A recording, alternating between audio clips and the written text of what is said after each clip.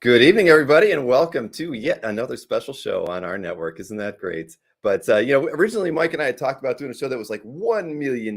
We thought that would be fun as a preview for his San Diego preview. And then it was $2 million. And when Mike got all done with his list this morning, he got to $3 million. And yes, that's why the number kept increasing every single time I had to update that show thumbnail. Mike was just digging out another piece here or there. So welcome to the show. It's going to be an interesting one. We've done art drops before. We've done unboxings.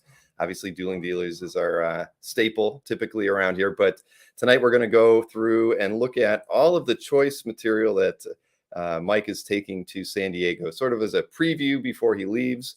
But it's an opportunity for you to claim artwork during the show as well. So just kind of approach it with that in mind. You might want to have pen and paper right beside you so you can take notes on the pieces that you're looking at. There will be 53 pieces of artwork that we look at today. So we're not going to dilly-dally too much when we kick things off. We're going to stay focused on just showing off the artwork and talking about it. Some of the pieces you've seen before. I mean, Mike likes to dress up his back wall while we're doing the shows, and so you've seen a few of these pieces before, and some of them you won't have. But now they've got prices. They're the prices that Mike's taking to San Diego, and Michael Finn says Nick B will buy 52 and 53. That's going to be a lot of time payments, I have a feeling. So, and that's one of the things I wanted to mention before we get started here. I haven't talked with Mike about it. We always do. Let everybody know that time payments are certainly available for pretty much all the purchases you're going to see tonight. I think the first 10 pieces or 11 are all under $10,000, but still pretty pricey pieces in and of themselves for those of you tuning in tonight. But so like I say, time payments are good. At the end of the day, if Mike can take a few less pieces with him to San Diego, Mike's happy. So that's what we're shooting for with the show tonight. And Frank Brockle just watching tonight. I'm glad it's as a Tuesday here. So Mike's almost prepped and ready to go. I'm watching him in the little tiny camera I can watch him in, and he's getting himself set up and ready to go. Are there any Daniel Warren Johnson covers? There are not, Marcus. Unfortunately not.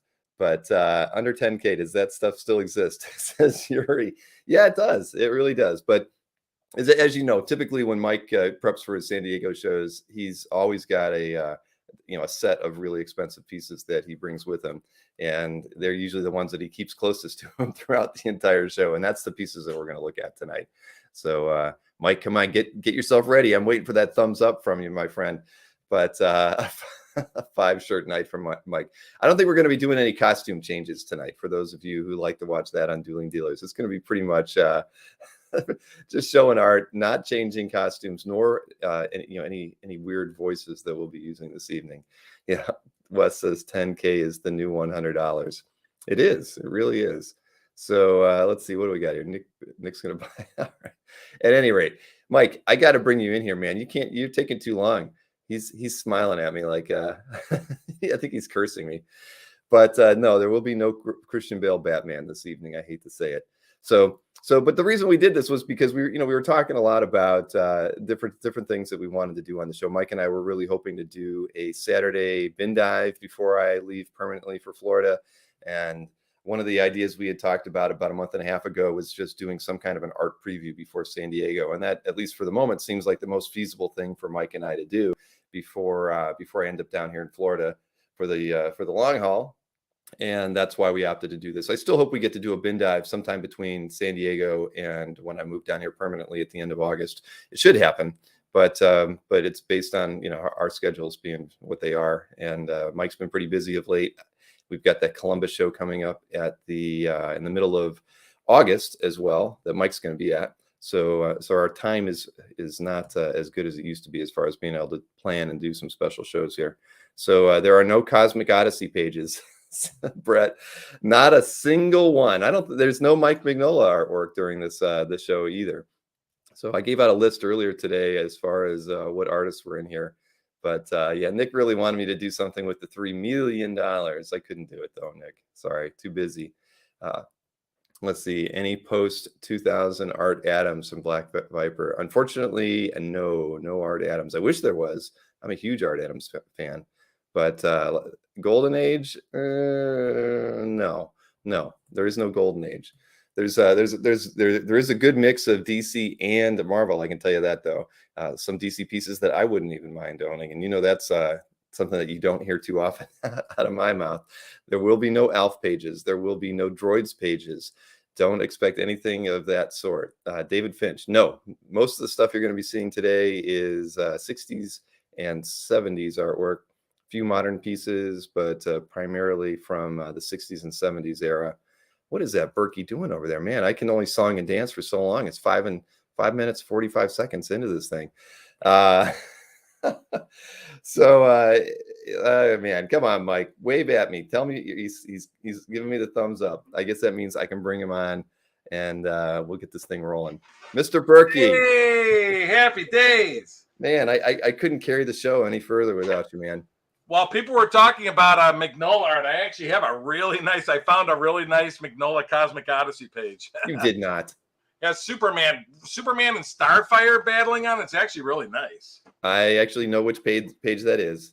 I found that one, and believe it or not, I have a bunch of which they go for good money. Now I have a bunch of John Romita Droids oversized pages he did back in the 80s. So, well, but not on tonight's show, but I have them. So yeah, Jeff right, asking if we can snipe him again tonight. So Mike and I really we didn't even talk about the ground rules for this. I'm assuming offers are okay. We're acceptable. We'll do a recap once everything's all over. But we're pretty much open to the majority of the rules that we have on Dueling Dealers. And of course, I didn't ask you beforehand. Time payments are good. So of course, on some of these, time payments are probably mandatory for most people. Time payments, I said, just like on Dueling Dealers, time payments are always good. But I want to tell people too, I have not done a con in 3 years. So this is literally 3 years of no shows for me. This is all art. A couple pieces like I might have had on the web, a few of them, maybe like less than 10. That I had on the website and took off like a year or two ago, but almost everything is new. So I've never had. So none of it's on my website, but a couple pieces I had on the website over the past maybe a year or two ago, and I took them down. And then I said, you know what, I'm bringing them to San Diego. But the whole point of this was to give people an opportunity if by chance you find something that you want before San Diego. And it's for sale. It's all to be shown in San Diego, but if somebody wants something here, I'm happy to hold it and us do a deal here in case you're going or not going to San Diego. That's very true. So, and we've got actually. And Anthony should be happy. This is all stuff I won't have on Dueling Dealers. Give Anthony a few more victories against me. That's right. You've had buddy Anthony knocking these things away. So you're right. These are all carotid debuts except a few. A few you might have remembered on the site a year or two ago or so. So yeah, some of the pieces I've seen, and you've had a few where you use them as props, but nothing that's made it to you like really. So it's all good. It's all going to be a lot of fun. So other than the rules we've already mentioned, I think I think we're just going to kind of roll with it, right, Mike? I don't. Yeah, for sure. And I was going to say, if people want to go back to a certain piece, I'll put them in an order. People say, hey, can you go back to this? But if anybody has questions on the side, me and Bill will look at them and ask questions about anything. Everything is open-ended. Ask anything, good, bad, otherwise, whatever. But I'll describe everything, and we'll go from there. But anything can be held for time payments. We'll definitely work with you. Everybody knows that. So I just want to give people an opportunity again to get something before the con. That's pretty cool, and that's why. And Bill has the perfect venue to do that. So. All right. I like to hear that. So the only other thing to remember is that, as I said, there's 53 pieces. So each of the slides that we show will have a lot number. So, I'd keep your notes based on the lot number while we're going through everything. And if there's something you want to make a claim on or an offer, please mention, claim one is fine. You don't have to say claim lot one, or if you want to make an offer on something more, you're more than welcome to do it. So I think everybody wants us to get going on here. Okay. We don't accept, I don't believe Mike accepts firstborn. He's not the parental type. He's an uncle type, but I don't think he wants to have checks and cash are always nice. That's right. All right. So why don't we get this thing started, Mike? By and large, I'm going to let you do most of the talking. We can go slide to slide, and I'll pop in when people have questions. Just ask away. So no problem at all. Yep. All righty. So let's get this show on the road. So your first artwork here. Very cool. Here's a Jack Kirby. Okay, that's wrong. That's Jack Kirby. Oh, I got the slide. This is Captain America. Yeah, Captain America 198. but that's okay. That's the next slide, Bill, but that's all right. But it's just, again, no Captain America in costume, but you know what? Steve Rogers is in every panel. That's pretty cool. Now, this one's $3,400, so the slide is wrong. This one's $3,400, but you got Steve Rogers in every panel from issue 198. And very, very cool where these guys are making fun of Steve Rogers, and Steve Rogers smashes the ball back in their face and gives them a run for their money on a play, sort of almost like a football field with this ball. But it's $3,400. Kirby, inked by Frank Giacoia from the story Captain America's Love Story. So anyway, $3,400 this is, not $4,200, $3,400 this one is. Exactly. And so there you go. Bad start for me right from the get-go of because I had to make the slides today, everybody. So everything that goes wrong is definitely blamed on me. So don't worry about it. So yeah, that was 30 without slides, but the slides do help. So yeah, no, not a problem. But yeah. Jake's garage. If there's a Jake out there, Jake might like that. That's right. But they dog Steve Rogers and he gives it back to them. So sort of a cool page. Think about it. Good Cap pages are now like $10,000. I mean, for good small art Cap pages. So Steve Rogers in every panel, $3,400. That one is. So that's the first one. So I think hopefully the next one's right, and I didn't swap the descriptions on you. But this is going to be the Commandy page. There you go. Commandy. Check this out from issue 8. This is 1973. Commandy throughout the entire page. Really nice page from the story. Kirby, inked by Royer from the story Beyond Reason. Really nice. Commandy's in all but one panel with Ben Boxer and Renzi as they create the Fission armor. Very, very cool. Classic Kirby Royer there, folks. Really nice. The Commandy art has been going up and up and up in price too, and these are great. I love that.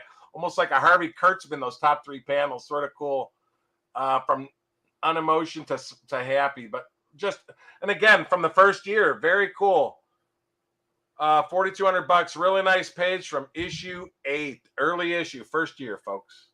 So that's the second one. And again, if people have questions on the side, by all means, ask away, whatever you want. Right, and we don't have a timer on anything tonight. No, there's no timer on it, but I don't want to give things down. We're starting. Oh, just so you know, we are going low to high, so all the prices are low to high, so people know. So that's the second one. All right, we'll take a look at the third one now. Even with the Kirby, that's the wrong one. Son of a gun. Number 3. Oh no, I'm sorry. You're right and I'm wrong, Bill. You know what? I have my large art and small art in 2 separate piles. You're right and I was wrong. Sorry about that. I got to remember to go to I have my small art in a pile and my large art in a pile. Sorry. That's +1 for Billithor. So one mulligan we each got on that one. So this is really cool. Twice Up, JLA number 24. This basically has Green Lantern throughout in every panel battling. Very, very cool. And they even colored Green Lantern in at the bottom. From issue 24, Mike Sikorsky, Bernard Sachs, 1963. Very cool. From the story, where is it? I don't know the title of the story. But anyway, he battles through the planet Tharl. But Green Lantern, 1963, Green Lantern in every panel battling these guys in spaceships. So really cool. 1963, Twice Up, JLA, Sikorsky, Bernard Sachs. Very, very cool. So that's on the third one. There will be no cake tonight. Yeah, again, if people have questions or a question about size or artist or whatever on the page, let me know. No cake tonight, Cumberbatch. Sorry to say. No cake. The cake is tomorrow, Anthony. Check this out. A Thor page. Thor, I know he's smaller. Thor is in 3 of the 4 panels, believe it or not, for only $5,000. But he's smaller. But there's Thor there in the front on the horse in the first panel. He's not in the second panel. Got a guy. And then large art from issue 109. That's Thor there swinging. And then we got Thor there on the bottom right. So I'm just saying, Journey 109. This is from the Tales of Asgard story. But God, if you guys see, I mean, people are getting 30 and 40 grand now for large art Thor pages. Again, this is from Tales of Asgard, and he is small, but Thor is on 3 of the 4 pages. Just asking $5 grand on that one, and there's Thor there. That's on that one. He's the one throwing the spear and stuff. So, but it's large art from issue 109. And that's the backup story, Mike? Banished from Asgard. Kirby, inked by Coletta, 1964. So, cool piece. I like it. I haven't seen that one in your place yet. Yeah. All right. Well, let's take a look at the fifth one we brought. Another Kirby. Then we're going to 5 now. Here's a Jack Kirby Forever People page. This is a good one, too. Beautiful Forever People page, 1971. Really, really cool page with the whole group of them. From the inked by Mike Royer from the story titled The Power. This page features the entire Forever People team. Mark Moonrider, Big Bear, Beautiful Dreamer, Viking the Black, and Seraphin. So very, very cool page. Kirby Royer, 1971. I'm going to go back a little bit more because I didn't. On Dueling Dealers, I usually have to go closer, but with us doing vertical, I can go back farther. So, but really cool page, 1971, Kirby Royer, early Forever People, again from the first year. So, very cool close-ups. I love the team and everything. So, very cool page. Yeah, and I saw Ilya mentioned, showing larger scans. I mean, if anybody wants me to show a more detailed image for any of the pieces, I'm more than happy to do it. I'll just have to switch over to a different share screen to allow for that. Right. Yeah, if somebody wants, we can go full screen. If somebody wants to see something closer, Bill, you don't mind, do you? No, just take a second to. Yeah, if people are serious about something or whatever, just, again, it's open mic time in the comments section, folks. Kirby never inked himself in the 60s or 70s, really, Jeff. But this inked by Mike Royer, who was his best inker in the 70s. The great Mike Royer, and that's key. Kirby Royer there, folks. Kirby inked himself some in the 40s and 50s, but I don't think Kirby inked himself hardly at all in the 60s and 70s and going forward. So that's the next one. All right. Switching over to lot 6 here. Very cool here. Oh, that's right. Okay, got to go to large. Very cool. The Gil Kane, great battle page. Large art, 1963, Green Lantern 24, page 12. First appearance. We have a lot of birth pages here for birth pages tonight, folks. We got about at least 5 or 6 birth pages. This is the first appearance of a character called the Shark. A shark actually turns into human in battles. They give the shark this serum, and it turns to half human, half shark, and battles Green Lantern. But this is from the story. Let's see. We have Carol Ferris, Pieface, and Turget at the bottom, but and Green Lantern, Gil Kane inked by Joe Giella. Green Lantern battling the Shark in his very first appearance. Very, very cool. And I love how he says on it, "I'm going to make Coast City my private hunting reserve," as the Shark is battling. So. Very, very cool. Large art, 1963 page with a 13 by 19 inch image area. Very cool piece. It's nice even for DC. Yay. Yeah, I got a lot of DC pages that I've had for a while, so I'm bringing them all to San Diego. So. All right. So lot 7 here. Another one. Again, Frank Giella should be watching. Inked by Giella again. Great page. Carmine Infantino, large art. Flash 146, page 9. Check that out. The Mirror Master has stolen the Flash's legs, and he's beating the crap out of the Flash. But very, very cool. From the story titled The Mirror Master's Master Stroke. 1964. Carmine Infantino, inked by Joe Giella. Really, really great page there, folks. I find out it seems like of all the Silver Age DC art, the Flash art is the toughest art to find nowadays, the Infantino Flash art. And I don't know who penciled or whatever, but there's some interesting pencils on the back. I'm assuming it's by Carmine Infantino. Sort of cool. That's on the back. We haven't seen too many of Infantino's pencils before. So yeah, but it's stamped on the back March 16th, 1964. But I mean, get a load of those top 3 panels where Mirror Master beating the crap out of the Flash. But really, really nice page. Again, 58 years old. So that is lot number 7. Large art too, folks. This is large art. All right, moving over to lot 8. Lot 8. Oh, Frank Cho. Check this out. And look at it's similar to the published cover. This is Harley Quinn number 30. but the unused cover, the published cover is right below. It's very similar. He just kicks his leg up. Oddly enough, she has a dog in her lap on the published cover, but on this art, she has a black cat on the back. But this is very large too, but beautiful. Harley Quinn number 30, unpublished, large art cover, drawn on 14 by 21 inch artboard. And beautiful with Harley Quinn as a witch. Very, very sexy cover. And I love how the black cat is on top of her hammer. Very, very cool. Yeah, I agree with James. I think and I he like colored her in gray, you see? Mm-hmm. But that's a beauty piece with Harley Quinn. And again, it's so similar to the published cover, but for whatever reason, they changed it up. You'd think they'd almost make it an alternate cover. To go through all that work and then change a cover, just mind-boggling, right? It certainly is. I love Frank Cho's work, but I do like the unpublished one better than the published. Yeah, I think it's better than one. I like the cat on it way better than a little dachshund dog in her lap. But for whatever reason, this one is the unpublished, but bewitching. Very, very cool. Should have had this for our Halloween show. So that one will be going. All these, like I said, all these are going to San Diego. I just want to give people an opportunity to see them. And, if you email after the show or whatever, hopefully you buy them on the show. But if you want to email after the show on stuff, that's fine too. Or if you're going to San Diego, you can see me there.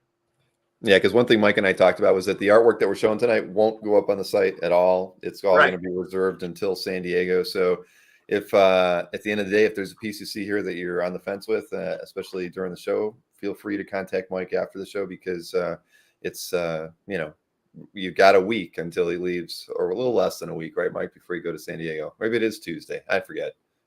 When do you head out for San Diego? Yeah, Tuesday. So Tuesday you got morning. a week to figure it out before he heads on the road. Yeah, anything can be done before like by next Monday. Right. All right. Well, I got family staying at my house watching my cats while I'm gone. So it's like that's your children right there. Yeah, my kids. All right, George and Gracie. Lot 9 here. For you Neal Adams fans, check this out. Just so you know, this is an interesting splash page in that Neal Adams penciled and inked the Dead Man on the left side, and then George Tuska drew the other 4 panels. But again, the Dead Man, it's oddly enough, and it's confirmed on the Grand Comics database. Neal Adams penciled and inked Dead Man figure entirely. And then Tuska did the other 4 panels. Every panel in the whole story, wherever Dead Man appears, Neal Adams penciled and inked it. So I just thought for under $10,000, I know it's not a full splash, but you're still getting pencil and ink Neal Adams Dead Man here, folks. And the way his prices are, it's just crazy, crazy, crazy. So 74, just so you know, every issue after this was reprints. So this is the last book that they have original art to. So. But again, Dead Man is pencil ink Ditko. Pencil ink Neal Adams. So, and all the word balloons, other than the logo piece, all this is all drawn. So all the word balloons are drawn. And then Tuska did the other 4 panels with the crazy hunchback looking dude. But again, Dead Man, get a load of that. Dead Man, pencils and inks, Neal Adams. So, and again, it's a Challenge of the Unknown 74. This is from 1970. This is 52 years old. This is from the story aptly titled To Call a Dead Man. But beautiful, beautiful 1970 page 1. So, and you're getting some good Neal Adams there, doing one of his most iconic characters. So, that's for sure. Yeah, I was actually speaking with the Adams family today. We're the Adams family. Yeah, we're planning on doing another sale sometime in the near future. So, so I look forward to doing that and working with the family to get some more of Neal's artwork out there. But yep, very nice page here, Mike. That Dead Man is awesome. Yep, that's my Neal Adams. Got one more cool Neal Adams later. Yep, that is true. So here's Lot 9, which is a Ditko cover. Beautiful pencil ink Ditko 1972 cover. I'll never forget what's his name. Look at the published cover. I love how they made it a green ghost. But this is large art, Ditko pencils and inks. It does have a little crease. It did get folded, so there is a little crease right here in the center. I have to denote that. But still, the art image is 12.5 by 19 inches. Pencils and inks Ditko from Charlton, has all the original stats and everything on it. Just a really cool. I love the graveyard scene as the ghost comes right out of the ground and leaps out. Very, very cool. Looks like it could have almost been done for a pre-Ghostbusters 12 years before the movie. How about that, huh? I'll never forget what's his name. What do you think of that, Billy?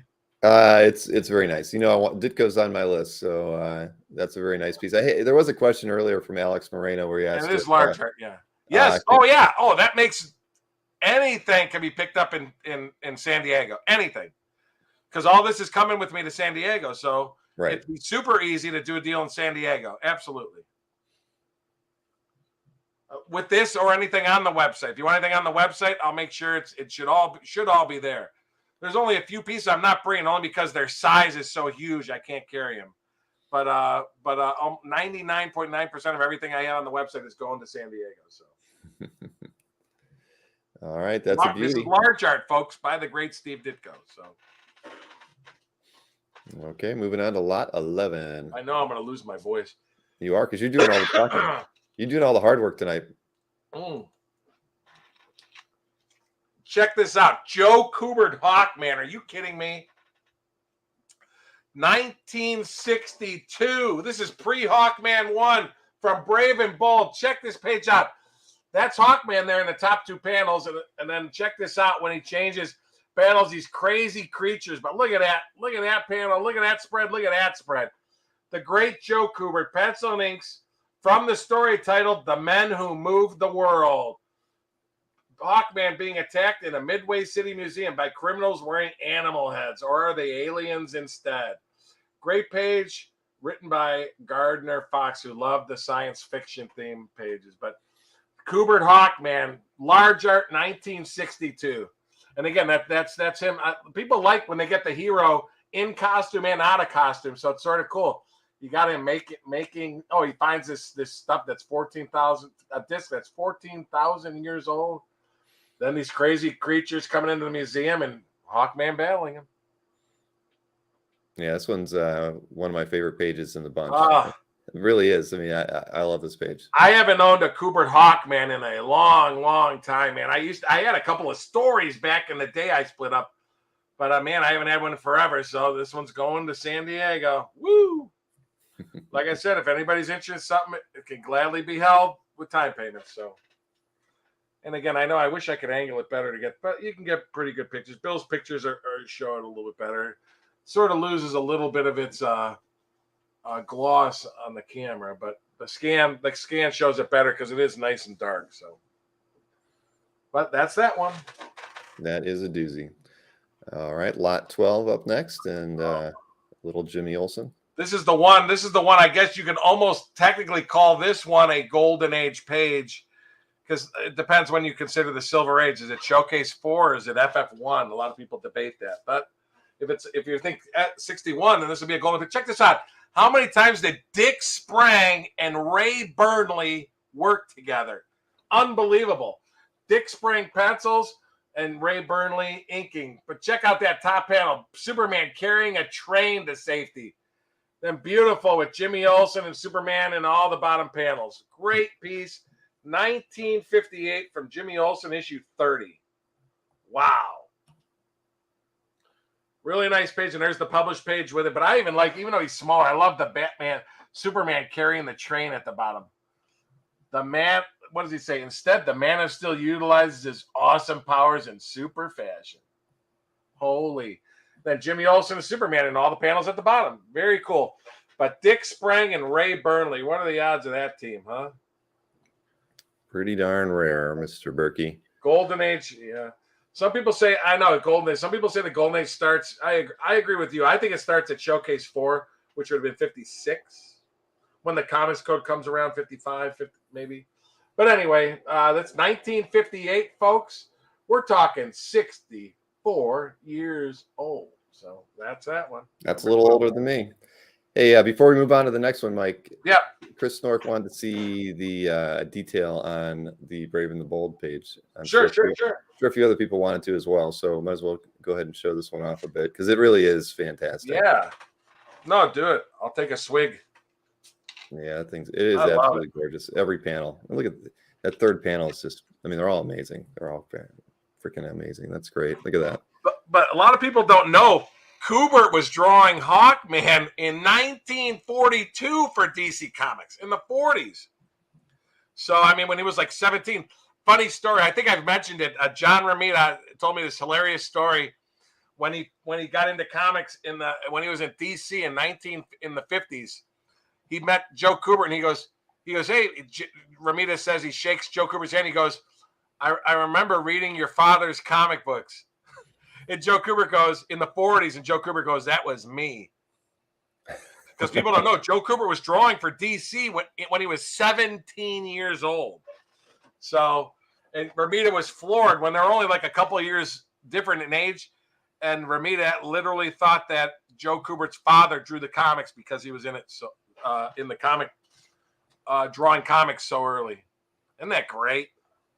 Who's the inker on this one, Mike? No, Kubert pencils and inks himself. It is Kubert? Okay, I wasn't sure if it was both. Yeah, okay. All those pages are Kubert pencils and inks, guys. Man, great stuff. Woo. Yep, I agree. This thing is. I don't think I wouldn't mind owning it. with Hawkman in action, man. I don't think you're ever going to be finding. I'm just saying in the near future these things for under 10 grand again. I mean, they're just hard to find. So that is that one. Yep, that's a good one. So let's see. We keep this thing rolling here. What are we on? 13 now? 13. Yeah. 13. Get to Marvel. This is very cool. This is a birth page again. Very, very cool. From the Silver Surfer story, FF 121, page 4. Really cool page with the Gabriel. Now, I do have to say, it does have a little, for whatever reason, I got it from the guy. It has a little tear at the bottom there that reaches into the art in the bottom right corner, but it barely touches. But at least it's just sort of a guy's coat. So it does have those two little issues. But this is the first appearance of Gabriel the Airwalker, who is actually the Herald of Galactus when Surfer left. Surfer battles him later in the issue. But this is the first appearance of from the story. John Buscema, inked by Sinnott, 1971, from the story The Secret of Gabriel. As Gabriel was abducted and transformed into Airwalker by the world-devouring Galactus and becomes his herald. And then he's here getting ready to battle the FF. But Kirby Sinnott, really, I'm sorry, Buscema Sinnott. Really, I even like the way they did the things, the reverse on there. But Joe Sinnott's inking, he is just a master. I mean, look at all those panels. Look at those panels of Joe Sinnott inking the great John Buscema. Look at that. I mean, every panel is great. And he's trying to turn the people against the FF to battle him. Destroy the Fantastic Four. Johnny, quick, flame on. Gabriel has spoken. Let's go. I didn't think we were going to get any interesting voiceovers by you, Mike, but yeah, we've got them. But very, very cool. Gabriel the Airwalker. I actually don't know if this is his first panel appearance. He probably appears on the page before, I'm guessing. But it's his first issue, so Kirby said, I just bought this from a collector. Got it in the mail last week. That's a beauty. All right, so that was lot 13. Next up, lot 14. A little more modern here. Shoot. Hold on, let's see. I love this piece. I used to own this piece,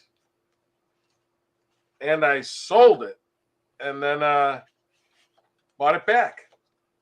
But for some reason, it's not in order. But I have it.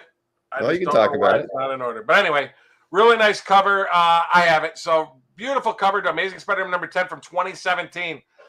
I love Mike Mayhew. I mean, his stuff. Doggone it. It should be here. I don't know why I moved it's on the screen, Mr. Burkey. Yeah, but anyway, I have it. But beautiful. I like how they said it channels the spirit of Alberto Vargas for a sexy Black Cat cover painting. But mixed media, ink, and watercolor on board. Like I said, since 1979 when she was first introduced, Black Cat has never looked so good. But beautiful, beautiful cover. Are those your words, Mike? No. But close enough. But just the detail, doggone it. Anyway, it almost has to be here. But if I find it, I will bring it back. Because I had them all in order. But we'll find it. So I'll show up before the end of the night. It should turn up here. But all right. You want to talk about the next piece, or you want to talk more about this one since you're well, other than it's airbrush and just a great cover. Like I said, I sold it for 10 What was the grand size on it? a year or two ago, and I bought it back. What's that? Size? It's regular size, done on 11 by 17 artboard, and it was done in 2017, I believe. And it's an amazing Spidey cover too, so makes it even better. But the detail on it is just fantastic. But if I get it back, I will. Oh, you know what? I bet I did. Hold on. I have all my boards when I took them out. I bet you I skipped that one. Let me just see if I find it here. But it keeps showing that one here. Let me see if I find it. You're digging in the bin, Burkey. No. Because I took everything out of the bags they were in. I'm wondering if I accidentally skipped that. Let me see. I'm guessing. And there it is. Oh, wait. I have the back of it, so I did pull it. Oh, it even comes. I thought it was funny. It even came with a certificate of authenticity from the artist. That goes with it. Yeah, Mike usually does that. With that one. Okay, so I actually pulled the art. Wait a minute. Well, so I found it. You know what? When I pulled the Fantastic Four, and that was right behind it, and I picked it up with the Fantastic Four. Sorry. Check that out. Yeah, that is gorgeous. Beautiful piece. But I mean, look at the detail. I mean, even just the detail on the mask. I mean, Mike Mayhew. I've always said I loved his art. I don't know why.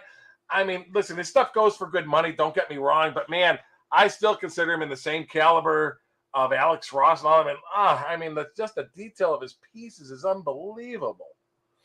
Well, and again, it's a published, amazing Spider-Man cover. And look at the diamond that she's on. I mean, my goodness gracious. The detail on this piece is just stunning. It's a beauty, Mr. Burkey. Yes. All right. Well, we got a lot of art to look at here, so we're gonna keep it rolling here. So that's number 14, right? Yeah, we're gonna look at number 15 now. Okay, let me go to 15. Oh, real nice. 60 I love these years sci-fi old. covers. Murphy Anderson, Pencil and Inks, 1962. Does have a replacement logo, but beautiful cover from Strange Adventures. Pencils and Inks, Murphy Anderson, 1962. Strange Adventures, 149. From the story titled Raid of the Rogue Star. Far-fetched and therefore irresistible, Anderson's smart and emotional packed design imagines a climate change catastrophe caused by a rogue star. And then he talked about how Julius Schwartz really loved science fiction titles to come up with these crazy stories. Of course, he's known for Flash and Justice League, but just beautiful. Murphy Anderson, Pencils and Inks. I mean, the detail on the people is just like wowza. Really, really nice. It is a good one. Love Murphy Anderson on this Large art, 1962. Really nice. All right, let's take a look at lot 16. So that is lot number 15. This is one of my favorites. I love this one. I mean, I really think, I guarantee you this goes in San Diego if it don't go tonight. Let me put it that way. Look at this, a half splash. Colan Giacoya, one of the greatest battle pages in the book. I know other people would probably have this priced a lot higher, but just a great half splash with Iron Man battling. Colan Giacoya from 1966, large art from the story titled, where is it? It was called, the story is called Crescendo, but really nice page. Inked by Jack Abel. I said Giacoya. I made a mistake. It's inked by Jack Abel, who I think inked him phenomenally. Colan, as he battles the Red Chinese soldiers to steal a commie jet in the story titled Crescendo, which was co-plotted by Gene Colan and Stan Lee. But God, look at those panels. Look at that. Oh my goodness. Look at that. Yeah, it's beautiful. Walk, paka, crack, wrap. Okay, oh my gosh, we got our paka. Okay, we got a paka and a walk, then another paka and a crack, and then a wrap. How about that, huh? That tells you there's some serious battling there, folks. Right? Oh yeah, Burkey. All right, moving right that's along. A great, and a half splash, 19. It is. It's beautiful. You know, I love Gene Colan. Yeah. I'm always looking to upgrade or get more. I love his 60s more than his 70s. On his 70s, I love Shores inking him. Mm-hmm. I honestly, personally, I'm not a big fan of the Palmer ink stuff, but I love his 60s stuff inked by Abel and Jim. That's what I got. I got Yeah. Palmer and Colan. Yeah. No, I said I like. Depends on the title. See, I don't like his Dracula, but I like a lot of his other stuff in the 70s. But I've got the Doctor Strange page. Which Doctor Strange was better. Okay. All right. There's lot 17. Murphy Anderson from Another 62. sci-fi woman. This is a cool one. I love the alien dog and everything. The alien dog with the guy. We've got to get back our runaway pet before his clanging bell destroys the city. He's clanging and all the towers are falling over. Very, very cool. Again, 1962, pencils and inks by the great Murphy Anderson. Again, I love even the people in the background. Look how detailed just the background people are on there. It's amazing.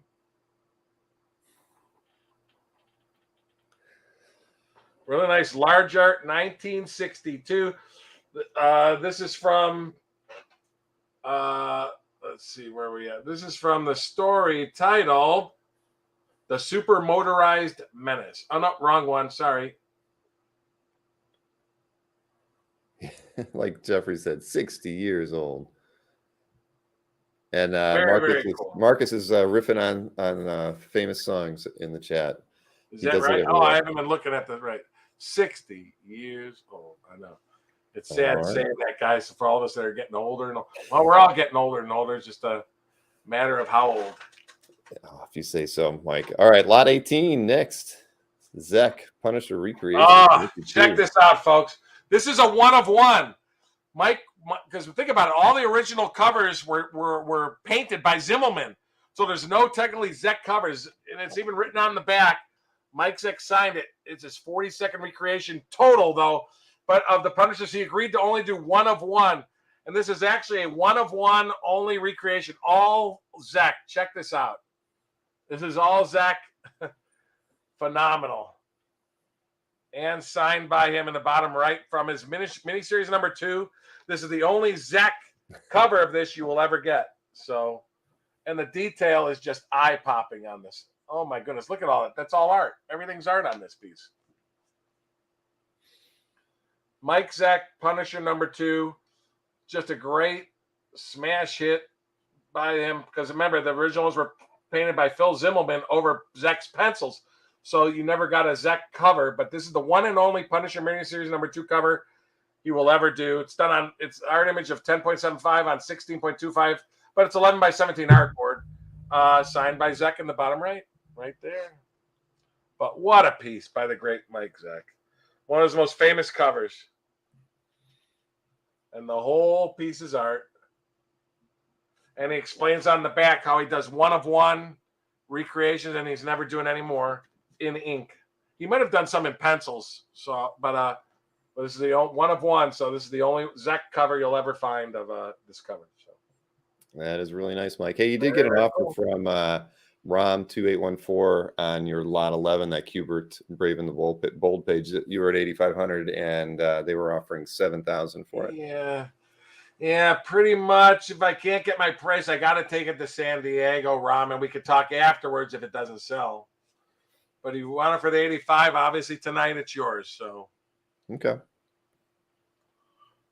On that, so all right. Well, lot 18 is on screen. It's 18 grand from Mike Zek. So that's that one. It's a doozy. All right, lot 19. We're going to switch over to here. Murphy Anderson, A Mystery in Space. Another pencil and inks. Murphy Anderson. Check this out. This is 2 months before Hawkman number 1. This is the last issue of Mystery in Space. And check this out. I love this one. From the story, The Super Motorized Menace. Again, 1963. Let's see the stamp on the back. Yes. But very cool. Huge Hawkman battling the guy on the crazy motorcycle that creates hurricanes. And all the heads are drawn. Everything here. Beautiful, beautiful, large splash page. Believe it or not, I had the Murphy Anderson Hawkman number 9 splash on my website. It just sold last week. So And this is far better than that one. So really, really nice. And this predates Hawkman #1 again by 2 months. Mystery in Space 89. Very, very cool.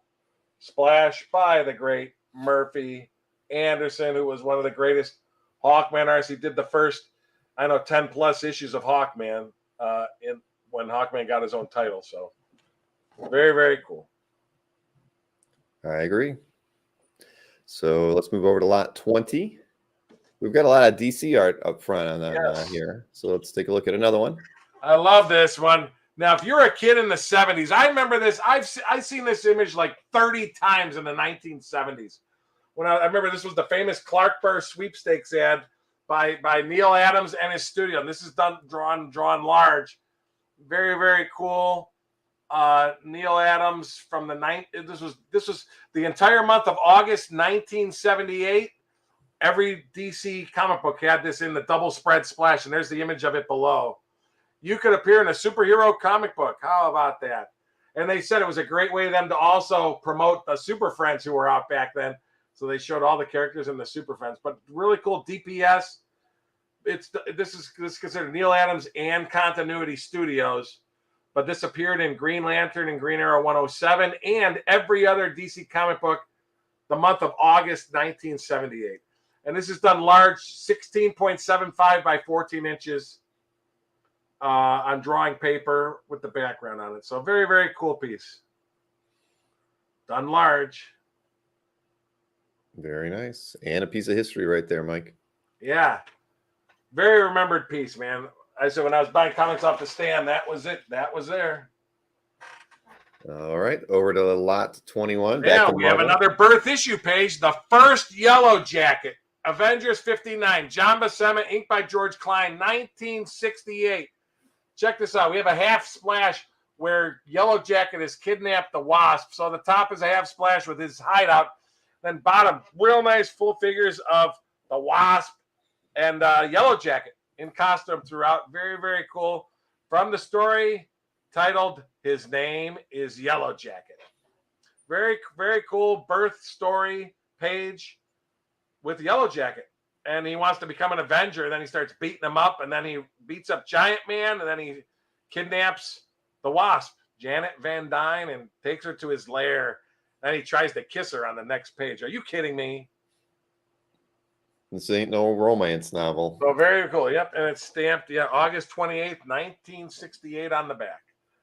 Very, very cool pages. I saw...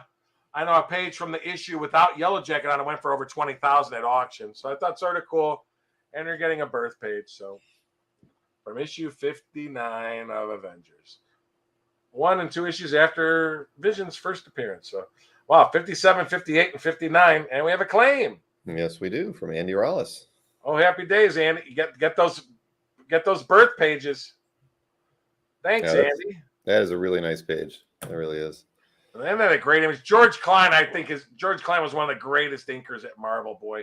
Everybody thinks of him as working with Kurt Swan, of course, on Superman. Mm-hmm. But he worked for a couple of years on Daredevil and Avengers.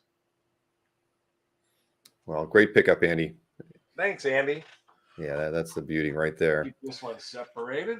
All right, so what do we got? Lot 22 next. Keeping it rolling here. Oh, covers.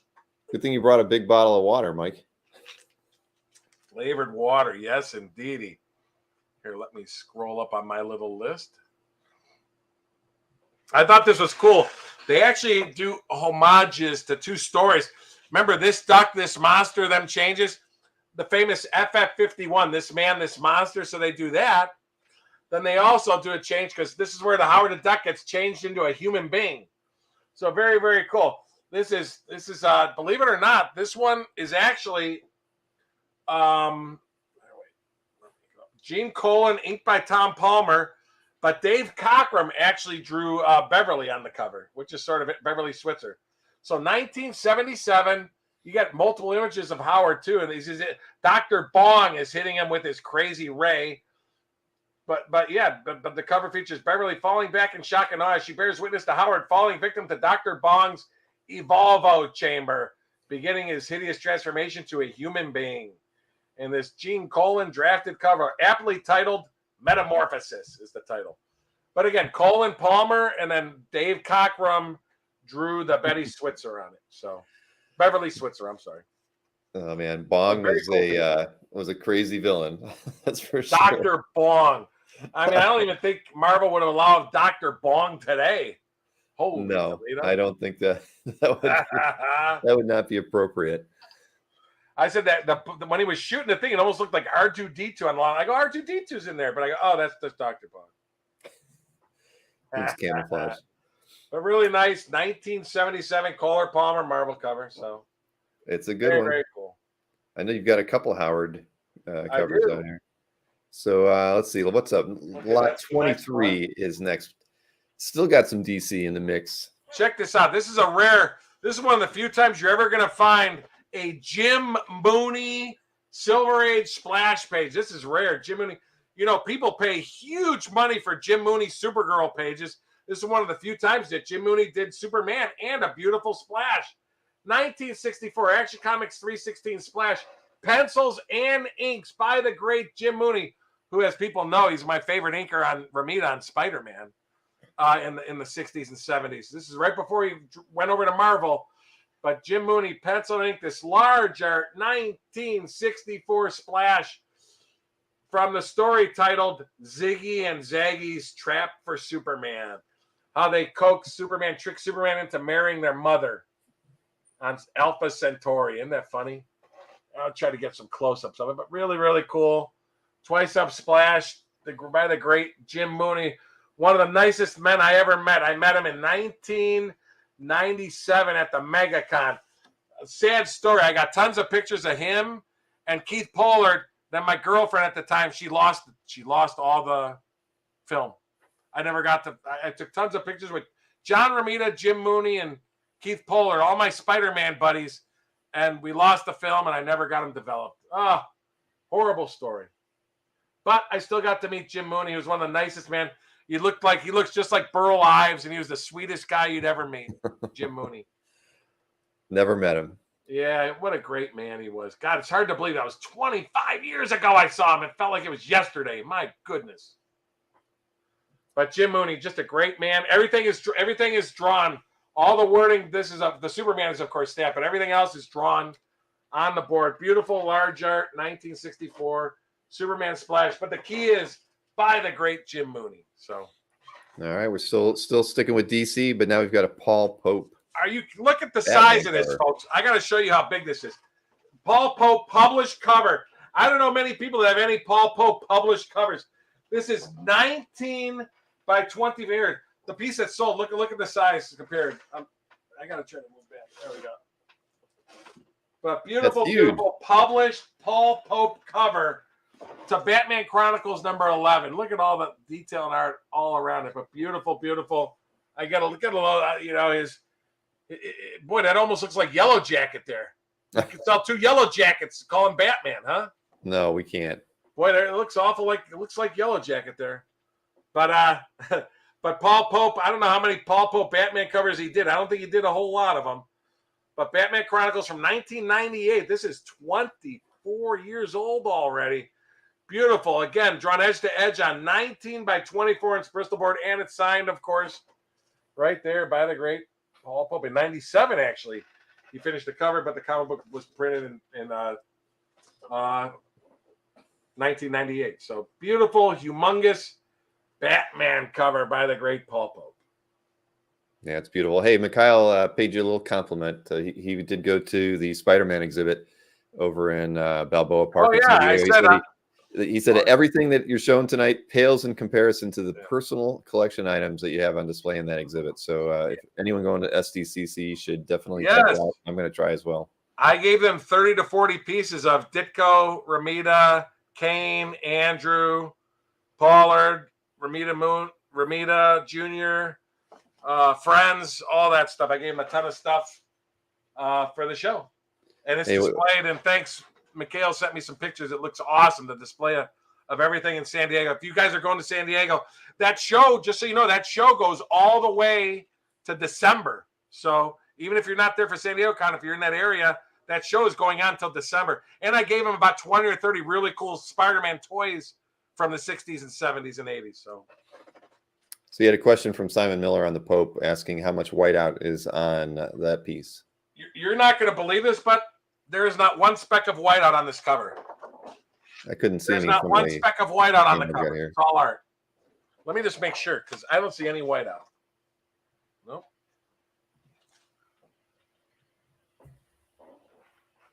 There's no whiteout at all on the cover. All art. Very, very nice. And here's just kind of a random question from Lyle. Have you ever come across any Bruce Cornwell art from the 50s? Hampson Oh, my Studios, Lord. UK. What did he draw? Oh, he did UK stuff? Something in the UK. Yeah, I'm not familiar. If you say some titles, I can always certainly look, because all of us guys in the art world get offered stuff, and some stuff you might think is the most obscure stuff, but then there's always one person out there that wants it. So yeah, Lyle, you can always shoot Mike an email. Like, did he draw comics or did he do strips? Because I don't know who he is. I'm assuming strips, but Lyle, you can email Mike at MikeBurkey@AOL.com, and he can always give you whatever information he can on that. Absolutely. So, all right, let's go ahead and move on to lot 25. Remember, we're not even halfway through, folks, and it's getting close. Better. We're picking up the pace, I'd say. We're picking up the pace. We are. Oh, this is a doozy, folks. Check this out. It's a birth page again. First appearance of Unis battling in every panel with Iceman and the Angel and is the Beast on there too? No, Iceman and Angel battling Unis in every panel. Jack Kirby, inked by Chick Stone, 1964, all-out battle page from the story titled The Uncanny Threat of Unis the Untouchable. But great, just a phenomenal page with Iceman and Angel battling Unis in every panel. Wow. Large art, 1964. Get a load of that, folks. Yeah, that is see, and I know I didn't put Kirby in my top 5 X-Men pages, or X-Men artists, but this is actually a very nice page by Kirby for sure. Yeah. You know, I always felt Kirby didn't give it his all with the X-Men stuff. This is a nice one. But I mean, look at the battle.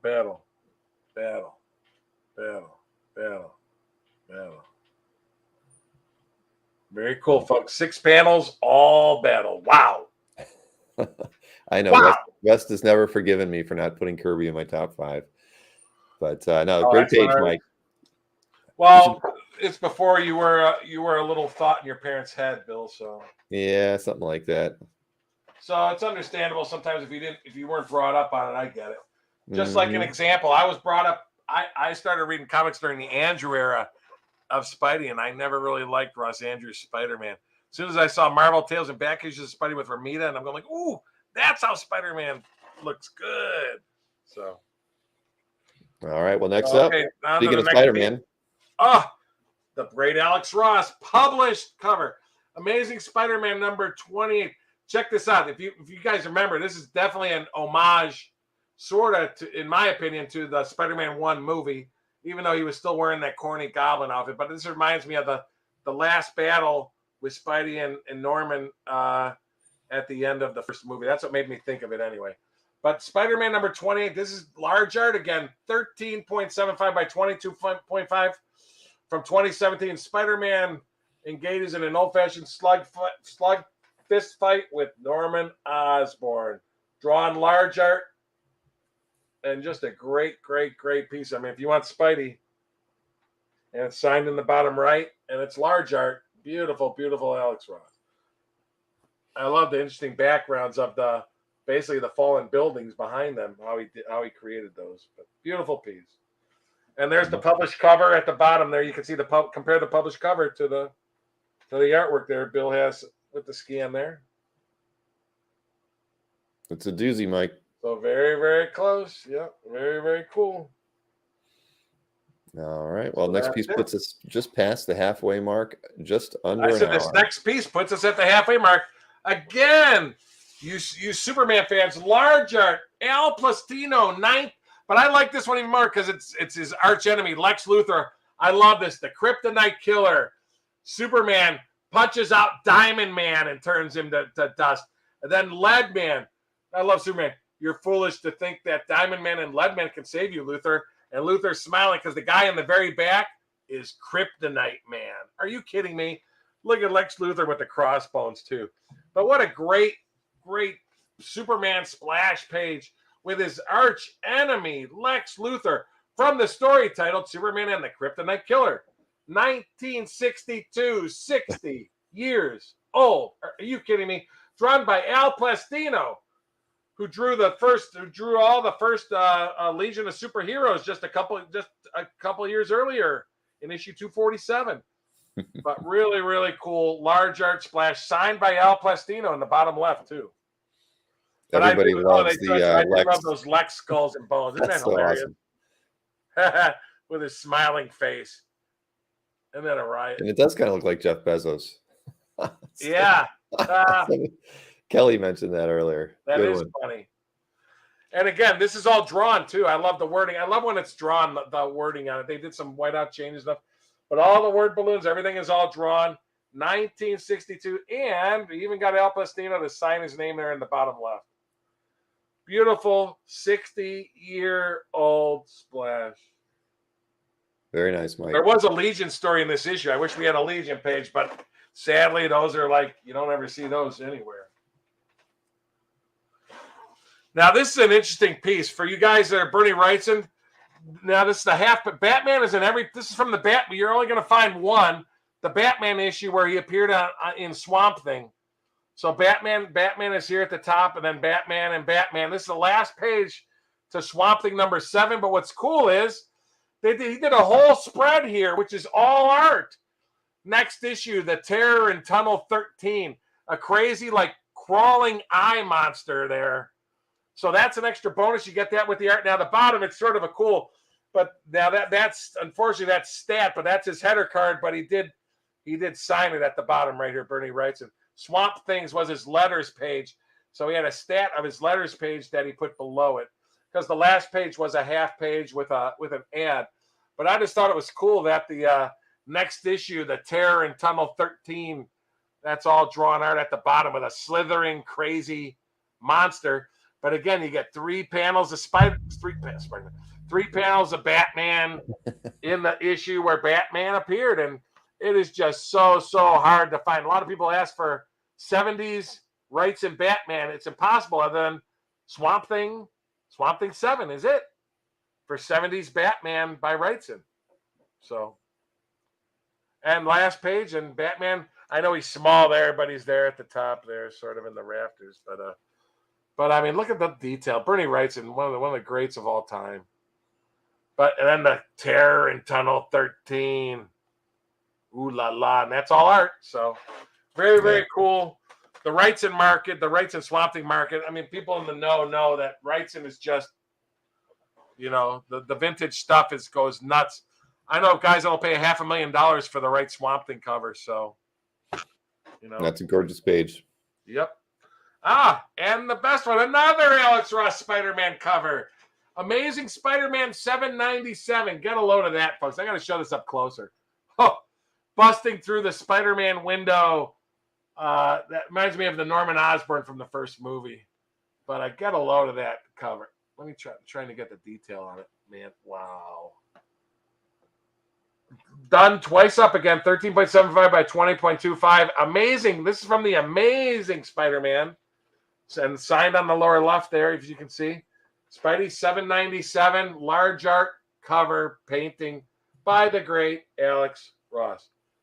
I never sent you the image of the. Oh, did I forget to put the image of the comic book? But anyway, not sure. Amazing. That's okay. Amazing 797, the published cover.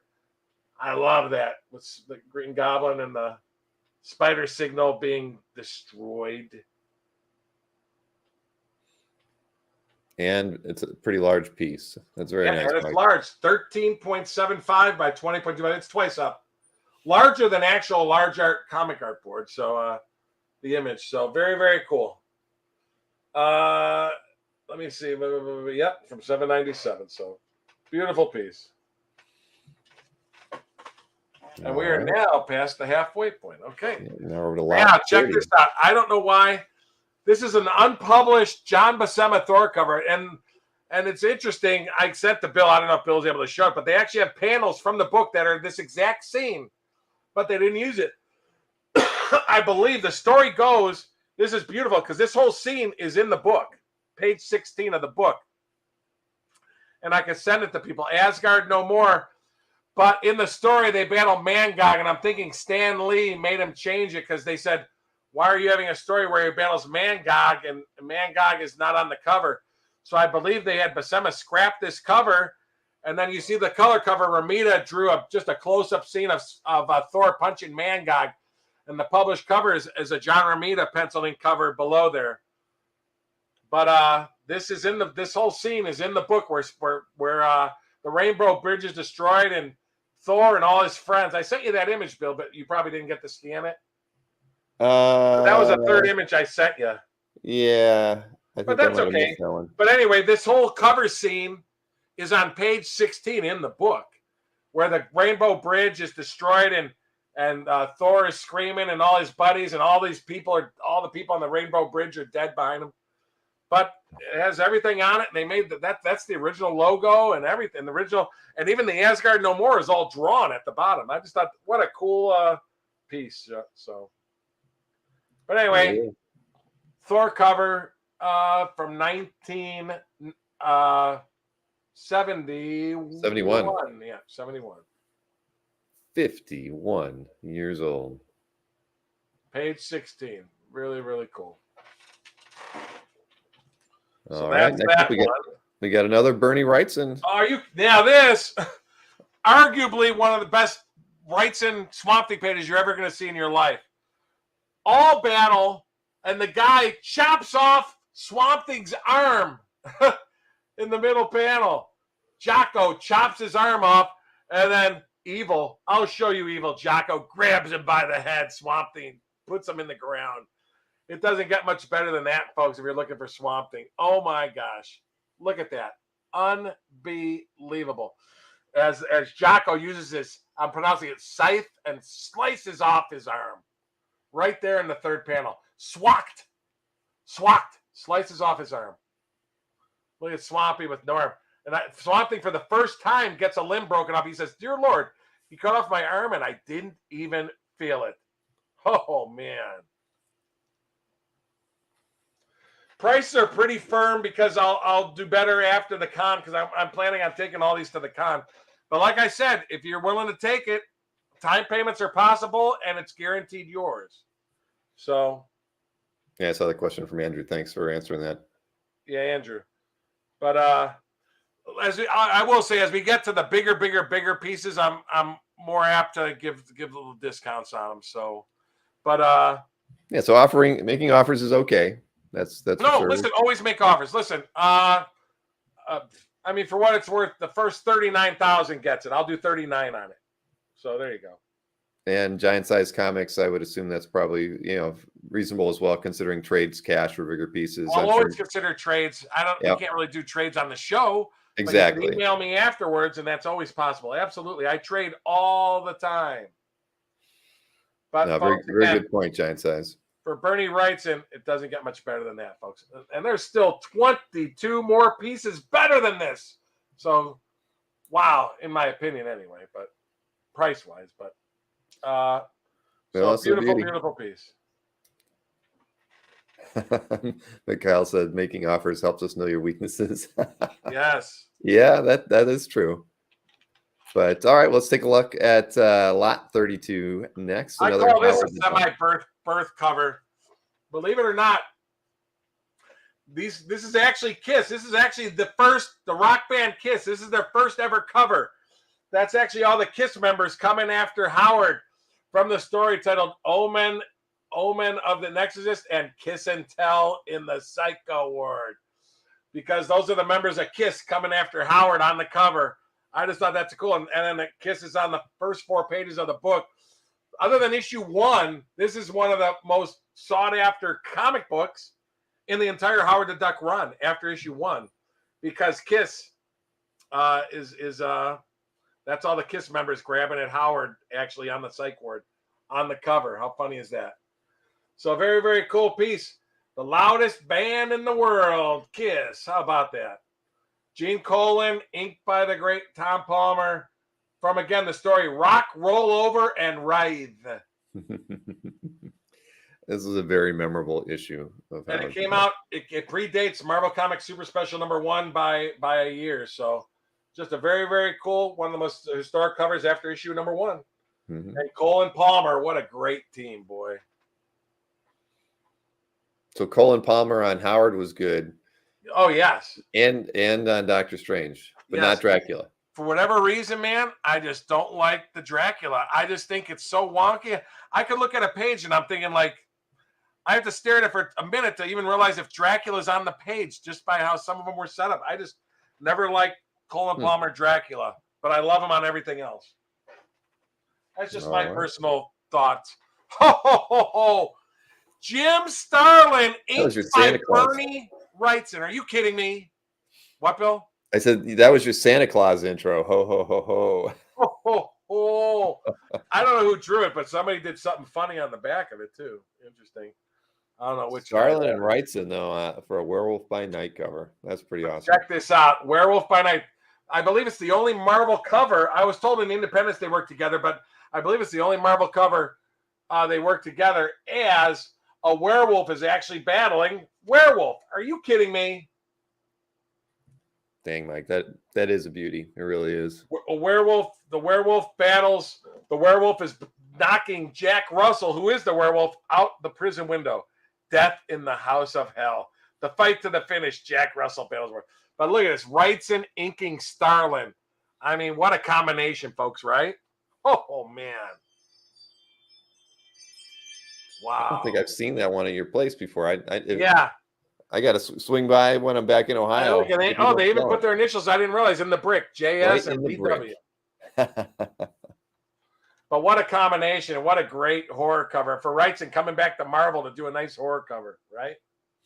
Yeah, that's very true. Chuck Arnold pointed out that you can see both artists in this piece. Right? And that's really true. That's so rare. But yeah, that one's a doozy. Just because of two of the greats. Mike, didn't we do a collector interview like really, really early in the history of the show? I can't remember. No, we never did. No. Just when me, you, Glenn, and Bill were together, we just talked and BS'd a little bit, but we never did an actual collector's interview. All right. Well, we'll have to add that to our to-do list for the fall. Sure. How's that? Sure. So that's a true doozy, folks. Yeah, I did the cribs. Yeah, the cribs the other day. That is true. Let me get a close up. Look at that. It's gorgeous. Did a little bit of touch-ups on Jack Russell's face. You could see in white out a little bit there, but wow, huh? So that's a doozy. Again, if people want to see bigger images or whatever, yeah, just ask. I have bigger images after the show and stuff like that. Oh boy, Marie Severin, Silver Age Marvel. Check this out, Marie Severin, pencil and inks, and the corner box is all drawn. The corner box is all drawn art on this, and I get a kick out of how on the back of it she was figuring out how to draw the corner box. Marie Severin, isn't that a riot? Figuring out how to draw the Four-Bush Man. Check that out. But look at this. Check this out. You got the Human Torch, Captain Marvel, Submariner, Cyclops, Hulk, Doctor Strange, Silver Surfer, Spider-Man, Thor, Marvel Girl, Captain America, The Thing, Daredevil, and Nick Fury as Boney and Claude steal Four-Bush Man and capture him at the bottom. Doesn't get much better than that, folks. 1968. Wow. I just like it because you got 14 Marvel superheroes in parody drawn. They said this series touched on the success of Mad Magazine, and Marie Severin was the perfect artist to draw that. Who says a comic book has to be good? Not Brand X. And again, the whole corner box art is drawn artwork, folks. Run for the hills. So, is that signed by Marie? Lego Hack One. Right there. It's signed at the bottom. Oh, there you are. Very, very cool piece. And again, 1968. This is when Marvel went to the big 25-cent issues in the 60s. This came out like at the same time as Silver Surfer 1. So, has a stamp on the back, February 1968. Then there is a little crease here. I think they did it back then. There's a little crease at the bottom, but it's like right where, because it's art on top of a board, so it's the backboard, but the art itself is fine. So Boney and Claude Express, folks. It's amazing. And done the year I was born. And they Hoyt people, and they're in love. Captain Marvin and the Century, Bulk versus Sunk Mariner. Are you kidding me? Sunk Mariner. Doesn't get much better than that. And they even did some color touch-ups through the logo. The logo actually looks like it's drawn, but I'll just say that it's not drawn, but it almost looks like it's drawn. So just the Eck part, I mean. Oh no, the Not brand is drawn. That's drawn too. So very, very cool stuff, folks. Small art. Stamped on the back February 16th, 1968. Bill, you were a month from sprouting right then. What no, was you it, were March? 2 months from sprouting. Was it February? What'd you say? February 18th, 1968. Yeah, 2 months before. You were 2 months to the day from sprouting. I've never been told, no one's ever said I sprouted before, Burkey. Leave it to you. Are you kidding me with this next one? John Buscema and Joe Sinnott and John Romita. Are you kidding me? FF 117 cover. It's all Buscema. Everything is drawn. Even the heads, the beautiful floating heads, are all drawn art. The flame and the quest. Just so you know, Crystal is all John Romita right here. But there's another Crystal. Can't believe Stan Lee did that, but he didn't like Buscema Sinnott's Crystal, so he had Romita draw a whole nother Crystal and then put her over top of the board. So there's actually 2 crystals drawn. And just so you know, this is a John Romita cover. You even got some pencil drawings on the back of John Buscema. I mean, John Buscema pencil drawings on the back. There is a couple of there is a little where's my hand? There is a little crease right here. I'm noticing a little crease here and a little crease here from the back of it. But beautiful 1971 cover with the Diablo from the story titled, where is it? Crystal Diablo and his planes with the torch trying to save Crystal. So yeah, it's really nice 20 cent. The flame and the quest to tell the story. But again, Buscema Sinnott. Then you get a Romita sexy Crystal. Let me try to get it in detail. You get a sexy Romita babe as an extra bonus. Happy days. So you get Romita with Buscema and Sinnott. 51 years old. My goodness. All right, let's see. Let's pull up lot 36 here for you, Mike. This next one is one of my favorite covers. I just think, man, during the heyday, I love any cover that has the Red Skull on it. Check this out, folks. Keith Pollard, to me, one of the most underrated artists is Keith Pollard. And I love it. I mean, I love his Spider-Man covers. I love everything about him. But what a great cover as the Red Skull's holding the Cosmic Cube with the hate monger, who is actually Adolf Hitler, believe it or not, back in the Golden Age, because this is a Golden Age cover. That's Adolf Hitler as the hate monger, the Red Skull, and what the heck's the other crazy guys? Arnim Zola. Looks like MODOK's little brother, Arnim Zola. From the story titled, and of course they use this for, Avengers Endgame, that talks all about the Tesseract and everything. The Cosmic Cube is a Tesseract. So, I mean, this is still going on in the Marvel Universe, but wow. Just a great, great, great piece. And it's inked by Bruce Patterson also, I forgot to mention. And I think Bruce Patterson was a great, great, great inkers, man. This is 42 years old. Pollard, Patterson. But what a great classic cover from the last issue of Supervillain Team Up. The hate monger Red Skull, also featuring a bizarre menace of Arnim Zola. I've done it. I've recreated the Cosmic Cube, which is actually the Tesseract. So, Dark Victory. Oh, there was something. Somebody whited out. There was something written in the UPC box, but I can't see it. But just a great cover. But anyway, I love Keith Pollard. Keith Pollard, Bronze Age stuff. I just love it. So, I agree. Very, very cool cover. He did get a couple offers from Duckburg Art. Yeah. He was offering half of what you wanted on that piece right there, 25K. So Okay. No, hey, listen, I appreciate all offers. For now, I have to pass on that one. But I thank you for the offer. Yeah, I think he offered you 30 as well on the prior piece, but didn't. Oh, the FF? Yeah. Yeah. That was the one you were at 45, I believe. Yep. For now, I'll have to hold off on that one. All right. But I appreciate the offers. Always appreciate offers. Exactly. All right. So that. Oh, we ready for the next piece? Is Alberto here? Sal Buscema, Captain America 191 cover with Captain America battling the Stilt Man as he's trying to save the Falcon. What a great piece. Oh, beautiful, beautiful cover here. From the 1975, John Buscema, inked by the great Frank Giacoia as Captain America's partner, the Falcon. Sal Mills is on trial for past crimes as mob bosser Snap Wilson, actually a fake history created by the Red Skull. The armored villain Stilt Man attacks the courtroom. What a great looking cover with battle galore. Cap, Falcon, and the Stilt Man. I've been paid to murder you, hero, and the Stilt Man never fails.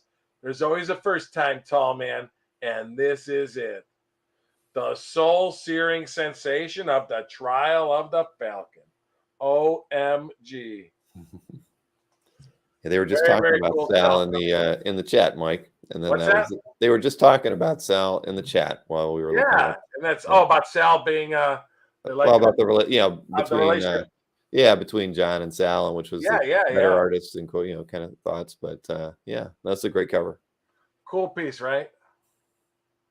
Again, time payments are fine on anybody that's interested in anything, but what a busy cover. I mean, look at all the background characters running and jumping around too. I mean, just a great. Yeah, Alberto wanted to know: is it all art? Any stats? All art. Everything is art. Even the entire piece is art, and all the word balloons are all art.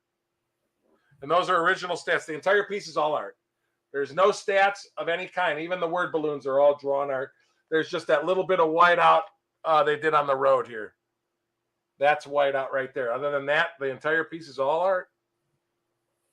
And it's drawn art underneath the word balloon too. But this is even the word balloon, the background on this is all inked. So everything's art. Yeah, it's beautiful. Yep. And again, we offer time payments too, so that's not an issue. And you're always willing to talk trade and cash. All art. Whatnot. All art, folks. Everybody's got Mike's email, MikeBurkey@AOL.com. Oh, happy days. More than welcome to email him anytime you want after the show before San Diego hits about any of these pieces and any deals you'd like to make with him. Yep. So that's a little mini doozy piece. Yep. Let's really take great. a look That's at number 37. We still have 16 more to go, folks. We do. Moving right along. Oh, boy. Going back to DC here. Yeah, we talked about George Klein. We talked about the Buscema Klein. See, this was George Klein inking that just sold earlier, the first Yellowjacket. This is George Klein inking Kurt Swan 4 years earlier. Superman number 171. Beautiful large art. Kurt Swan inked by the great George Klein as another caveman steals Superman's costume and is beating him up because they have a red sun. Are you kidding me? And of course, they trimmed around it, which they did a lot back then to put on the logo. But all this is art. This is all drawn on the board, the word balloons and everything. But large art, 1964. Kurt Swan, inked by the great George Klein, from the story titled The Nightmare Ordeal of Superman. I said the Marvel covers of these are all going for, $500,000 and stuff like that. And the DC ones, boy, they're just not catching up. But I said eventually people are going to realize that the DC covers of the Silver Age are a great buy when you compare them to their Marvel counterparts. I guess if only DC would do great movies like Marvel, maybe more fans would be interested in buying the art as much. But like I said, Superman, Batman, Wonder Woman, all the great heroes, the DC, they're still great. So they'll catch up. I love the girl watching Superman get his ass kicked, her and the guy.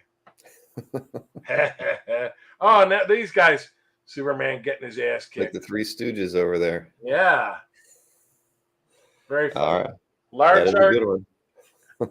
Oh, this is almost my era. Stamped, yeah, March 1964 on the back. All right. Well, moving right along to lot. Uh-oh. Do we have a birth page? Do we have a birth alert? Birth alert. You know, I'm laughing here because slide 39 didn't get uploaded on me. What the?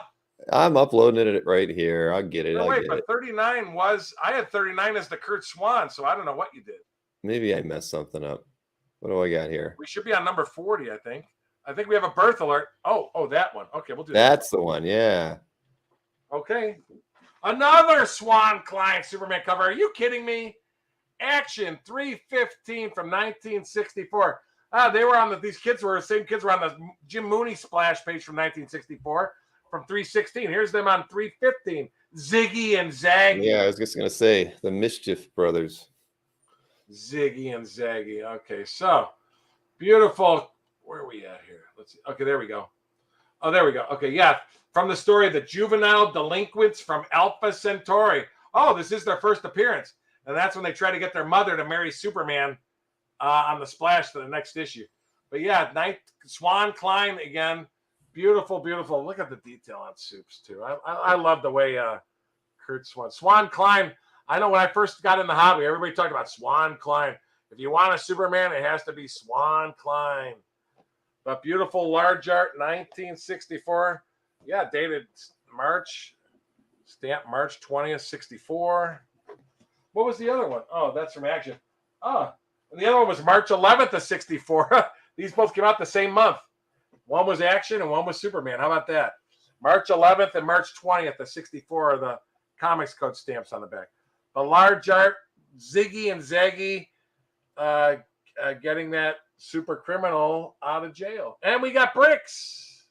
Oh, we have bricks, but that's Dueling Dealers bricks, right? Didn't start on Dueling Dealers. I forget what it was, like a Heritage recap where we first I didn't even see the jail bricks, yeah. So anyway, very cool large art 1964 cover. Like I said, these are going to be considered cheap one day, folks. Those 60s twice up DC covers. One day. One day. Yeah. Okay, now I think we have a birth alert. Boop, boop, boop, boop. Check this out, folks. Steve Ditko, pencils and inks, Showcase 73, one of the best battle pages of the book with the Creeper battling in every panel. Page 16, the great Steve Ditko. Doesn't get much better than that, folks. And I love the first two panels don't have on. It has the bad guy, but look at the ha, ha, ha, ha. That's the Creeper's calling sign as he gets ready to defeat him. And that's the cover scene where he gets ready to leap on his back. Are you kidding me? Never turn your back on a stranger. What? But what a beautiful, Steve Ditko, pencil inks. Again, Creeper #1 came out after this. This is the first appearance of the Creeper. Pencil ink by Steve Ditko a year after he left Spider-Man with issue number 38. Wow. Doesn't get much better than that, folks. Pencils and inks, Ditko, 1968. Holy Toledo. That's a gorgeous page, Mike. When you talk about history and Steve Ditko, come on. Think about the three greatest heroes he ever drew were Doctor Strange, Spider-Man, and then you could say Captain Adam, or you could say the Creeper. So I'll say, okay, so it's top four anyway, but top two DCs, Captain Adam, and really the top DC because Captain Adam wasn't DC until later. So really his most famous DC creation. 1968, folks. I love those top panels just as much with the ha-ha-has because that's all drawn. And it's stamped November 8th, 1967 on the back. Oh, this is 67. Shoot, that's what I told you. So that's even closer to when he left Spider-Man. So this is actually a 1967 Ditko page. Wow. That is a doozy, as you like to say. Very cool, folks. I said the Spider-Man, great Spider-Man pages are going for like $200,000 now. So, yikes. I'm just saying, but just a great page from the first issue, pencil and inks by the great Steve Ditko. First appearance, first issue of a great character who is ongoing throughout the DC universe to this day. That's a beauty. I know the Creeper should be used more. He is a hilarious character. So that's that one. Number 40. All right, number 41. 41. This is a birth only because I just love this piece. Pencils and inks, Bernie Wrightson, the first ever Marvel cover. Look at that horror cover. Look at the detail on that. First cover he did for Marvel 2 years before Swamp Thing. Chamber of Darkness 7. That's a birth alert for Bernie Wrightson's first birth cover for Marvel. Just a beautiful. From the story titled, let me scroll up here.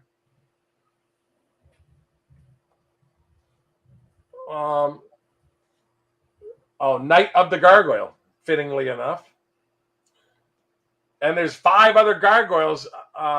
Let's see, where are they at? There's 5 other gargoyles on the cover with him. 1, 2, 3, 4, 5. There's 5 other gargoyles on the cover. Just a great first ever pencil and ink cover from Night of the Gargoyle. Look at the pictures of the men. You see the saliva coming down their mouth. They're so crazed. I love that. Only Wrightson did stuff like that, man. Wow. Yeah, you figure Wrightson was born in 48, so he's 22 years old. Wrightson is 22 years old. I didn't realize that. He is 22 for that. I mean, I tell people, Alex Raymond, Mac Raboy, and Bernie Wrightson, to me, are the 3 greatest artists I've ever seen. Greatest artists. Mac Raboy, Alex Raymond, and Bernie Wrightson. They're the 3 tops for inking and line work that I've ever seen in my life. So, at the 12th stroke of midnight, you die. 52 years old. Wow. Oh, and just so you know, the art goes all the way up through the logo, all the way to the top of the board. Even the logo area, he drew all the way through the logo and everything. Who does that nowadays? All drawn through the logo. No, I was hoping the corner box might be art, but it's not. So, but wow, just great art by the great Bernie Wrightson. This is what I get to look at when I go over Burkey's all the time. He's just got all this phenomenal art around. It's tough, but it is like a history lesson when you go hang out at Jimbo Jones. You want Romita? What's that? Jimbo Jones said Romita. We're getting to some Romita. Oh, that's right. Okay. Yes. Yeah, Nick, we will do a recap after everything's all done. You got it. So speaking of Romita Sr., we got Kane and Romita Sr. here. Gil Kane, inked by the great John Romita. Look at the detail on this cover. Now that is a redo stat logo. It does pull up, so if people want, let me pull it up. Because there's actually more art underneath it. It's just done with a little bits, but it is science. So you do get art all the way to the top if you want to leave it at that. But they actually covered the left border and drew art all the way to the edge. Yeah, I'm just taking it off. But just a cool cover here. And one of the earliest, I don't know how, it's a 7th appearance of Brother Voodoo. But what a great cover. And I thought this was pretty clear. I mean, rarely did they have covers with a girl with her neck shown and a knife getting ready to slice her neck. I thought that was pretty graphic for 1974 Marvel. But just a great cover with Brother Voodoo from the story titled Moondog is Another Name for Murder. Brother Voodoo had only made 7 appearances before this issue, so he was still new to many Marvel readers. So they added him to Marvel Team Up so he can get a little bit of notoriety helping Spider-Man. But what a combination of Gil Kane penciling and the great John Romita inking. And get a load of that. I mean, doesn't get much better than that. Wow. But again, it's drawn bigger because they actually covered up the margin on the left and drew all the way to the bottom of the board and all the way to the left side. So you're actually getting a lot more extra art on that cover. So, hey, Mike, that one piece behind you fell down. Delight Loves Movies wanted you to know. That's true. Shit. Yeah, sorry, thanks. You know, I have the fan going. This is remember we had it on Dueling Dealers. This is my 7 JLA #1 covers. I really can't take it to San Diego because it's too big. Thanks for telling me. But it's that's I don't know if they can see. Oh, you can't see the wide eye. Can you do a wide angle on that, Bill, just to see it once? I'd have to swap a few Oh, things that's around okay. here. No, it's sort of cool, but it's 7 JLA #1 covers. It's 7 feet long. 7 feet. Six cover stock boards. I'm sorry, 7 boards side by side. But anyway, okay, so we're done with that one. You got some Marie Severin again. Oh, Marie Severin. Large art. Are you kidding me? Large art from 1967. Get a load of this. I love this cover. The bad guys win. Oh, and the corner box is all drawn. The corner box is all drawn art with Scaredevil, Sunk Mariner, and all the X-Men. The corner box is all drawn. Now, this cover, I bought it as Marie Severin, but the Grand Comics database gives Tom Sutton and Marie Severin penciling and inking credits for this cover. So if you want to say Sutton and Severin or all Severin, whichever. But I love it. Just a great cover. And you got Daredevil. You got all the bad guys. Magneto, Electro. Where are we at? Let me scroll. Yeah, okay. Magneto, Electro, and Warlord Krang taunting the Namor, Daredevil, and all 5 of the X-Men. The frozen food inside his body. I just love that cover. But again, it's done large. Again, I'm using the cover that sold, the piece that sold. I mean, look how big it is compared. Yeah, that's gorgeous. And the corner box is all drawn. I love it. I couldn't believe it when I saw that the corner box was all drawn art. Just the stuff they did for detail back in the 1960s. Beautiful, beautiful large art Marvel cover. If you're an X-Men fan, you know, you got all the heroes, 5, 6, 7. We got 7 heroes and 6 because there's Professor X. I forgot him in the little background there. You got 9 Marvel. You got 9 heroes and 3 villains. Very, very cool. Large art, 1967. Yeah, that's awesome. Hey, Mike, you actually got an offer for something you weren't showing tonight, and that was from Wolvie fan, offering you $15K for the 7 JLA covers. Those were your Hitch ones. I don't recall because we had that on the Dueling Dealers. We had that on Dueling Dealers. I don't remember what the price was though when you had it. Yeah, I think I have 21 on the lot of them.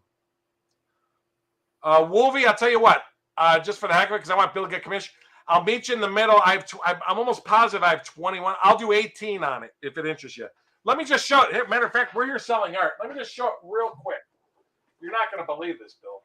So here, I'll switch it around here so you can check this out. This is 7 feet long, folks. This is 7 feet long. Wow. That's the Batman. Batman was 1A. Then you got the Flash. Aquaman was the 3rd cover. Superman was the 4th cover. Green Lantern was the 5th cover. Cyborg the 6th cover. And Wonder Woman the 7th cover. Now, Wonder Woman is separated. They're taped from the back. They're actually done 3 on the first board. So they're done 3 on the first board. And then 3 on the second board. And then Wonder Woman is like a separate one. And they're all taped from the back. So technically, you could separate Wonder Woman if you wanted to, but it actually comes like that. Was Hitch, right? Brian Hitch? That was Brian Hitch. Correct. Yeah, Brian Hitch did it. And this is Justice League issue number 1. All 7 covers. They did 7 covers for this. So this is 3 of the boards was on one board. 3 of them are on one board. And then 3 of these were on one board. And then the Wonder Woman on that. And then Wonder Woman was the 7th one they added afterwards. That's the only one that's on a separate board. But look at that. Wolvie fans. That's a little over 2,000. That's a little over. That's less than 2,400 cover. Oh, good. 21. Okay, yeah. So yeah, I'll do 18 on it. It's 7 feet over 7 feet long. Of seven number one covers. Here, let's see. Well, Wolvie fan countered at 2,300 per cover at 16K. Just so you know. Yeah. That's the whole shebang. 7 covers. So you're sitting at 18 right now, correct, Mike? I'll do 8. Yeah, 18. I'll do. Well, Wolvie fan, you know Mike's email address, MikeBurkey@AOL.com. You're more than welcome to reach out. 18.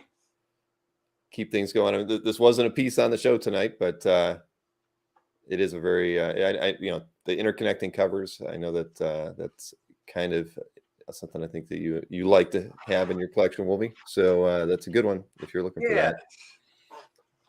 All Okay. right, switch some happy things day. back around here. Now I've lost my place on the slides.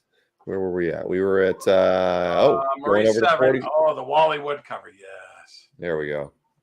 Wally Wood pencil inks, Tales from the Crypt, number 27, cover from 1951. You guys see what the EC covers are going for. This is Wally Wood, sign at the bottom right. Wally Wood pencil inks, the guillotine coming down. Look at the.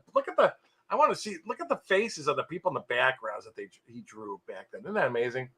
And the guillotine coming down, getting ready to chop off the head with the guillotine fellow. Just an awesome 1951 cover. Image area 13.5 by 19.25, done bigger than twice up. Just beautiful. The horror hosts on the left side are stats, of course, but just a great. And Tales from the Crypt is the iconic series cover, but just a beautiful penciled and inked Wally Wood cover by the great Wally Wood. 71 years old. Wow. That is gorgeous.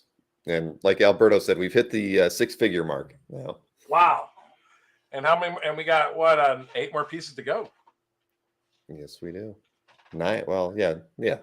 All right. So let's see. That one's 100 for the Wally Wood Tales from the Crypt. Right. So next up, lot 45. Another okay, Wrightson. And again, folks, I can't emphasize how great Bernie Wrightson is.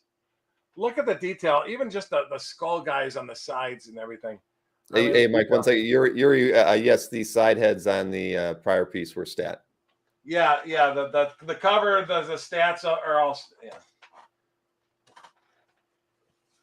But I actually want to pull up and see. Did they draw art underneath them? No, there's no art underneath them. Okay. But yeah, those are the original stats, though. I can sort of see the glare of them yet. Because those were all Johnny Craig did all those drawings way back when, so those are all. But everything else is complete. Everything else is completely drawn art. No stats, no nothing. All about everything is art. Large art too. Big board. Again, done on like 14 by 21 art board. The actual art image is 13.5 by 19.25.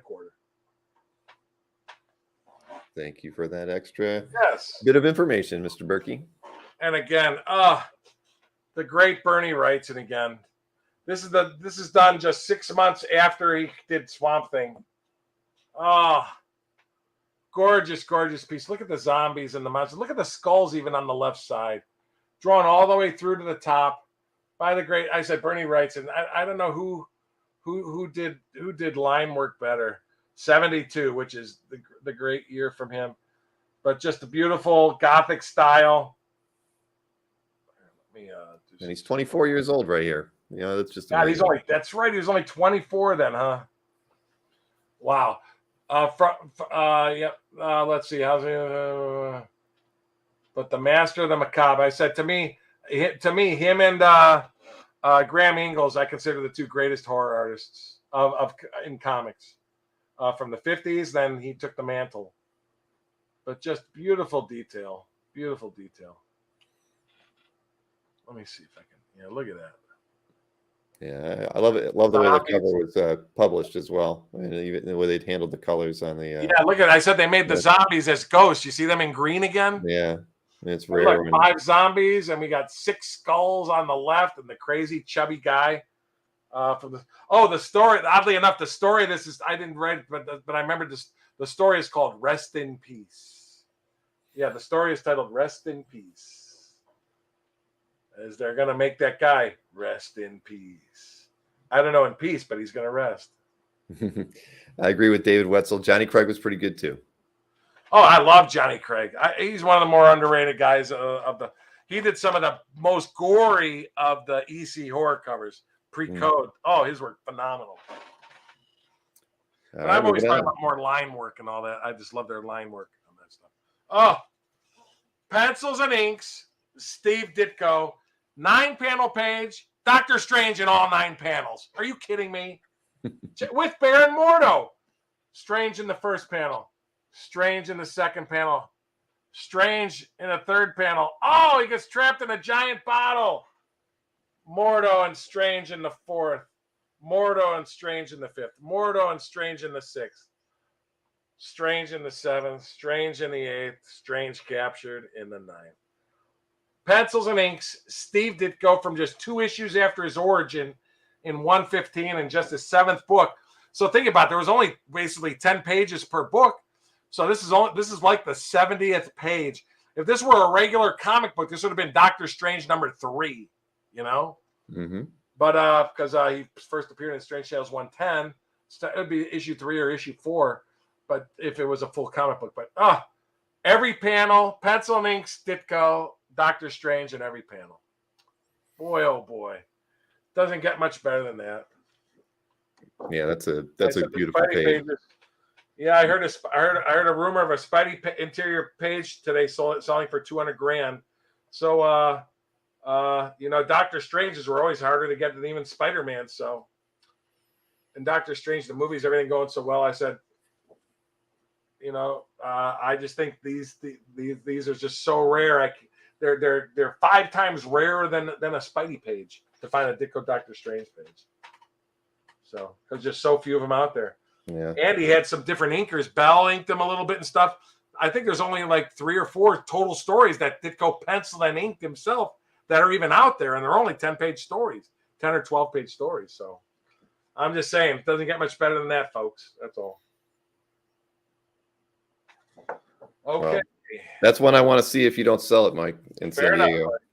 Hey, all these are going to be in San Diego. If they don't that's sell true. Tonight. Actually, yeah, I keep forgetting about that. I will. Everything's going to be in San Diego if it don't sell tonight. All right. Well, let's move on to the Captain America is still there, Alberto. John Romita. Check this out, folks. The great John Romita, 1972. People said, I didn't realize Kang is, I guess I heard Kang is going to be one of the main characters in the cinematic Marvel universe going forward. He's going to be like the Thanos going forward in the next bunch of movies over the next decade.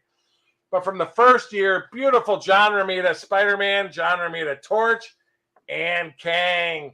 All this and the Tomorrow Man too. War across 1,000 centuries. Are you kidding me?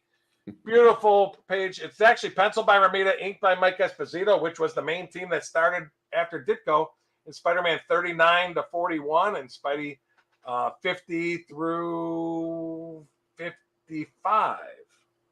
Anyway, from the story titled In the Clutches of Kang the Conqueror. This is 50 years old by the great John Romita with great full-body images of Spidey and Torch. And again, Kang the Conqueror, who first appeared, of course, in Avengers number 8. But really great piece by the great John Romita. All original stats, original everything, too. I got to see this one. It is gorgeous. And signed at the bottom by the great John Romita. All right. What do we got next? 48. Only a few more pieces to go here. Oh, check this out. I actually consider this one of the top 3 to 4 Buckler covers he ever drew. Inked by the great Joe Sinnott, Avengers 113. Look at it. You got Black Panther battling, Captain America battling, Thor battling, Iron Man battling, and then the Vision lies dead, held by Wanda. You killed him, world. You killed the man I love, and I'm going to make you pay. And then she went right from this to the Doctor Strange movie to make us pay. But inked by the great Joseph. This is almost 50 years old. This is 49 years old. Buckler, again, inked by the great Joe Sinnott. Are you kidding me? You got Thor there, Iron Man, Cap battling, Black Panther battling, but the key is, again, the great imagery of Wanda holding her dead lover Vision. 49 years old. Yeah, it's a stunning cover, Mike. Love the fact that it's so full of detail. I mean, Vision and Scarlet Witch are the best part of it, but yeah, a lot. That's gosh, I mean, it's gorgeous. Look at that guy going flying through the logo. Isn't that cool? Thor's hammer. You can't hold your mead. I won't sign this one, everybody. Just so you know, if you do pick it up, I will not sign it. Oh, well, even on the back. Buckler and not sign the back. Bill, maybe you could sign the back. About as good a handwriting as them. And February 1973. Almost made it into 1972. Oh, happy days, ML. Happy days. Oh, Mikhail. All right. Well, next up, lot 49. Uh-oh. Oh. Huh. Well, large art. Check this out. Gene Colan, large art. Gene Colan, inked by the great Frank Giacoia. Are you kidding me?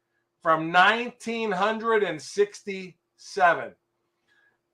Now, just I want to make clear. I did own this. Did have a glue stain because they moved. If you look at the comic book, okay, look at the comic book in the bottom right. You see Iron Man's left arm. They had it higher. They moved it a little lower. So anyway, they had a stat of it. So the stat got taken off. So the left. This is the one and only published large art cover, but the left arm is slightly different because they needed to lower it to get the name of If a Man Be Stone.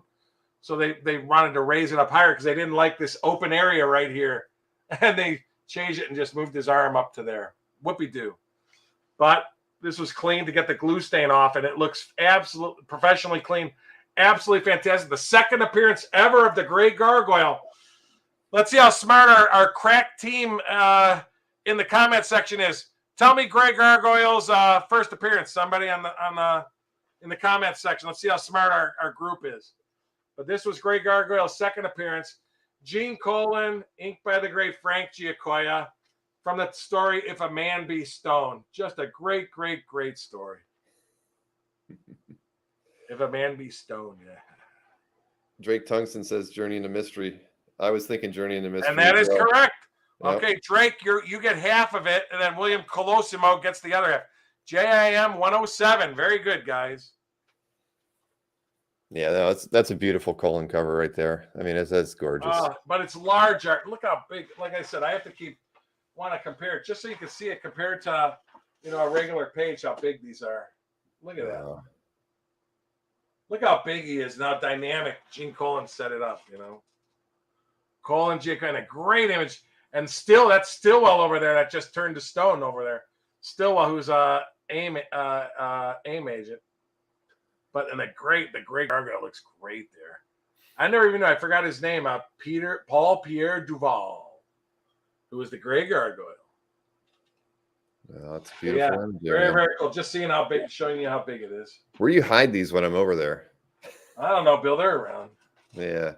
I had this as a backdrop for a lot of our Dueling Dealer shows, but I've never had it on the site. So I said 3 years I haven't been to a con, so now I get to show these at a con. This is 3 years of saving up.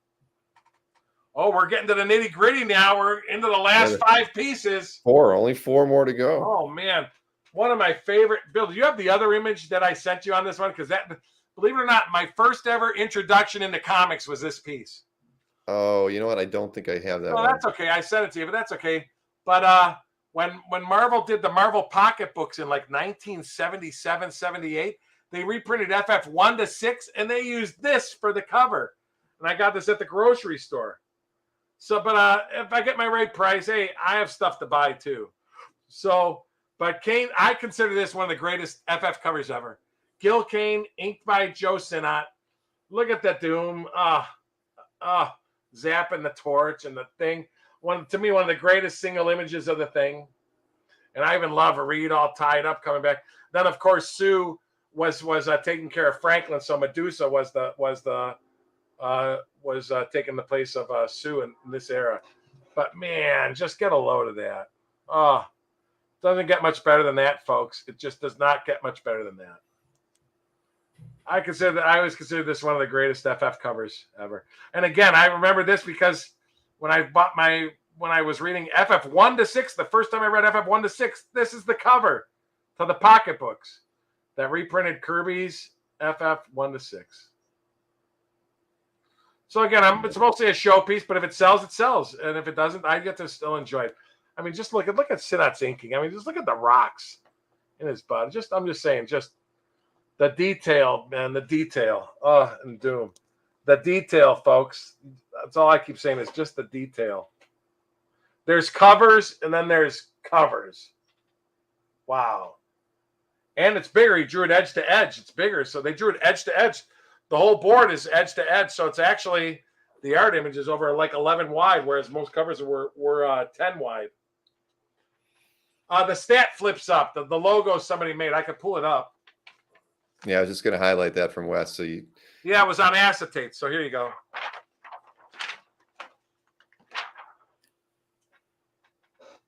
Signed by Gil Kane and Joe Sinat at the top. So they actually covered up a little bit of art. So I love the machinery behind the thing too, as this thing is busting free of his chains and his bondage. But if you guys know anything Doom, Surfer or Galactus on it goes for double what other covers go for, and then some. That's a great one, Mike. It's a doozy. And a bit of history for you as well. Yeah. Whoops. So that's the logo they had made for it. But it looks nice, but it could be done better. All right. So moving right along, we've got 3 more to go. What have we got here? Are you kidding me, Bill? Are we going? Todd McFarlane. This came out 1 month before Spider-Man #1. Are you kidding me? 1990. Yowza. And the corner box is all drawn art. That's all drawn the thing.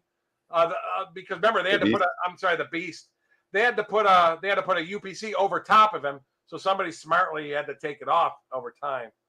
But check out that doozy. You don't get much bigger Spider-Man on a cover than that, folks. Oh, and I love that the Beast is actually pulling down the Tails logo. That's all art. This is all drawn. This whole arm around it is all drawn art. The detail and the webs are all drawn through the logo. Very, very cool. And so is his arm pulling the tails down, the Beast. What a cool piece. And look at all that webbing.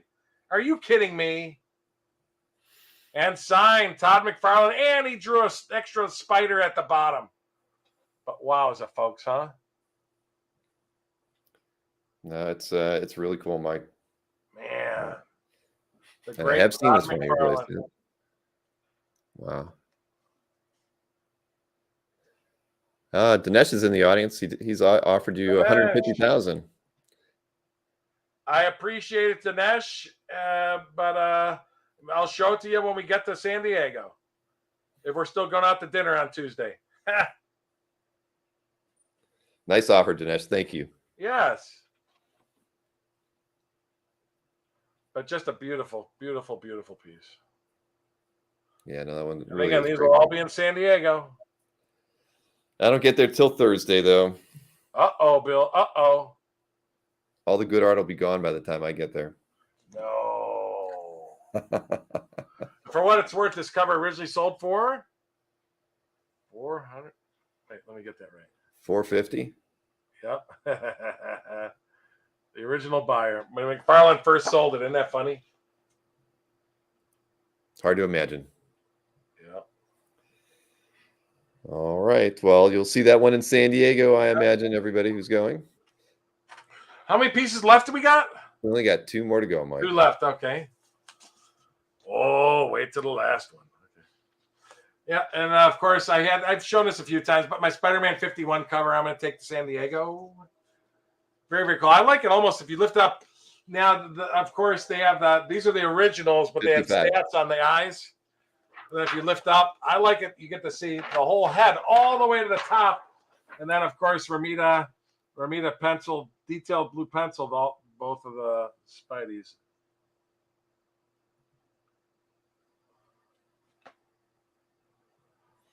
So, sort of cool. Doc Ock wins. Big, huge. Again, showing it because, just comparatively compared to just how big it actually is. But I like, man, almost half his head is covered by logo. Just goes to show you, John Romita, this is right when they, he was just such a fine draftsman. Normally he would have probably drew it a little lower, but they just decided to cover the head up with extra logo. But very, very cool. Just the size size differences on these. And again, it's all the original logo and everything. And believe it or not, for what it's worth, the logo is actually inked. This is all actually inked all around this. So they did inking around the logo. So very cool. Twice up. I did miss a question from Nick when he was looking, when you were showing the McFarlane. He said, "What's the payment plan on this one, Mike?" Just tell me how long you need to pay it off, and we could work it out. Yeah, I mean, everybody, please feel free to email Mike after the show, Mike Burkey at AOL.com, anytime up until he gets to San Diego with offers. And just email me, and we can negotiate. We can work on time payments and agree to it. And if it's agreed, it's yours, and I don't take it to San Diego. If anybody wants something before it goes to San Diego. Yeah, please do, everybody. We know that we really felt going into this that selling pieces live at the prices these pieces were going to be was going to be rather difficult. It's a lot to think about and consider. Yeah, this is mostly a show and tell. I wasn't expecting to sell anything, honestly. Yep. But I'm glad we got the one sale, and maybe a couple more. Who knows?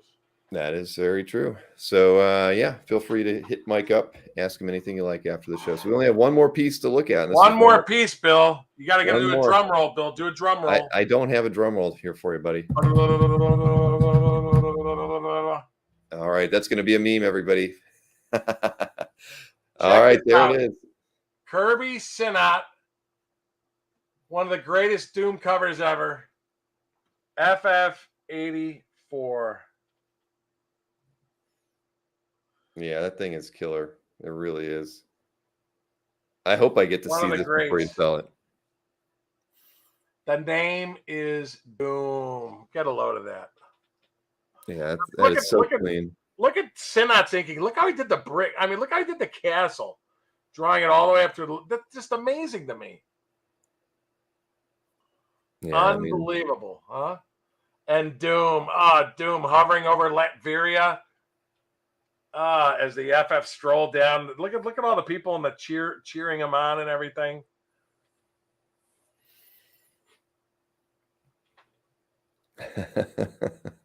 It is an amazing cover. Paul says he'd pay $500 just to hold it in his hands for 5 minutes. Wow. Go ahead, come to the show. I know, that thing is amazing. It really is, and it's even more impressive by how clean the darn thing is. I mean, it's just amazing. Yes, and you love, like I said, anything Doom, Surfer, Galactus. It's like I just love the castle. My goodness, I mean, Joe Sinnott, one of the most amazing artists ever. In Kirby. I mean, look at the background characters. Even they're just amazing. Yeah, West wants me to do a on that one too. Does it get much better? I mean, does the read get much better on that? You know? Oh, man. And you get Crystal to boot, so. I'm working on sharing the screen here.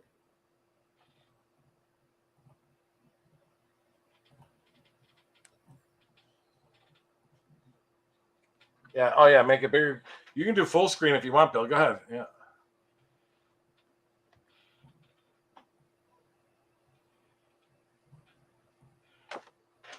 You even get a marching band in there. Look at that. I'm telling you. Yeah, I think it's gorgeous, Mike. It really is. I'm impressed you were able to get this. Yeah. Man.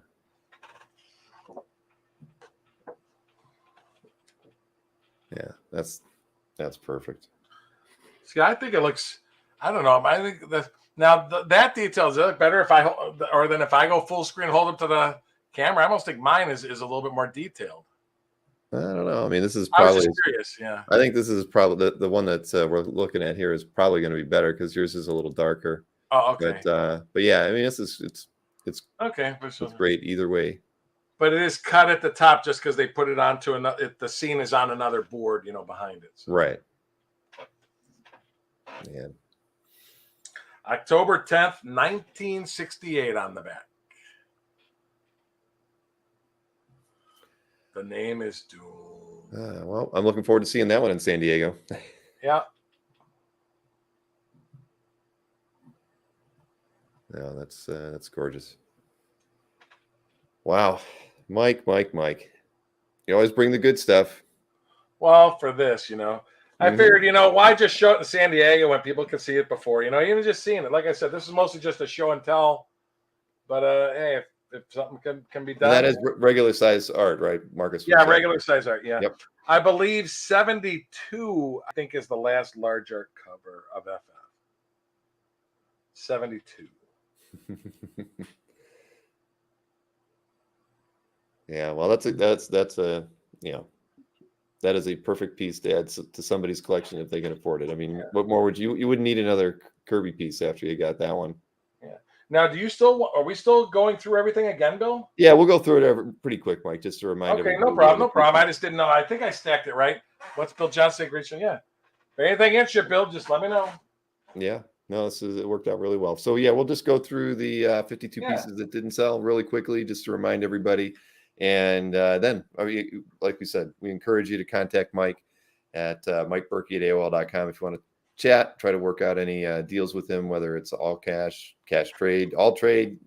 Mike's open to pretty much anything, and of course, whatever acceptable. Gets a deal done. You know what? I'm always for.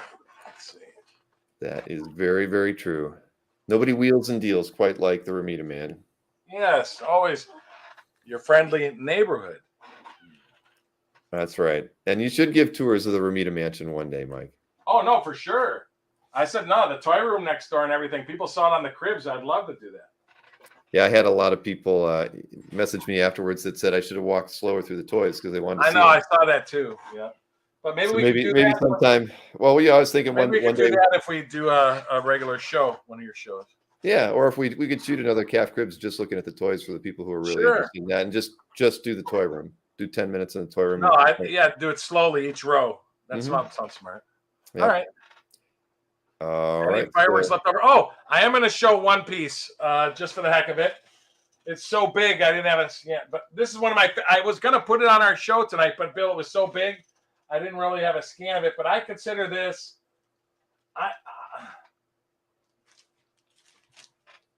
You're going to have to make me go full screen again.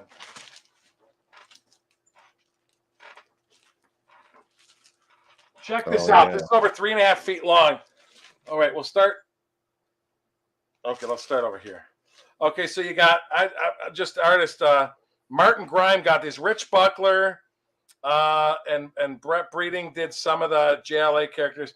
You got Jim Mooney doing the Black Cat, which I thought was cool. CC Beck drawing Captain Marvel, or I don't know if the T. Well, it looks like a Billy Batson as Captain Marvel there. Then at the bottom, you got, let's see, who's that? Oh, Jerry Ordway. Then you got Lee Elias drawing the Black Cat. And then you got all the JSA, Joe Staten doing the Black Canary, Golden Age Atom, Golden Age Flash, Golden Age Wonder Woman, Golden Age Hawkman, Golden Age Green Lantern. Then you go to the top. This is where it gets good, folks. You got Infantino and Anderson drawing Adam Strange. Then the upper right, yeah, I bought it at Heritage. I should have pulled that off.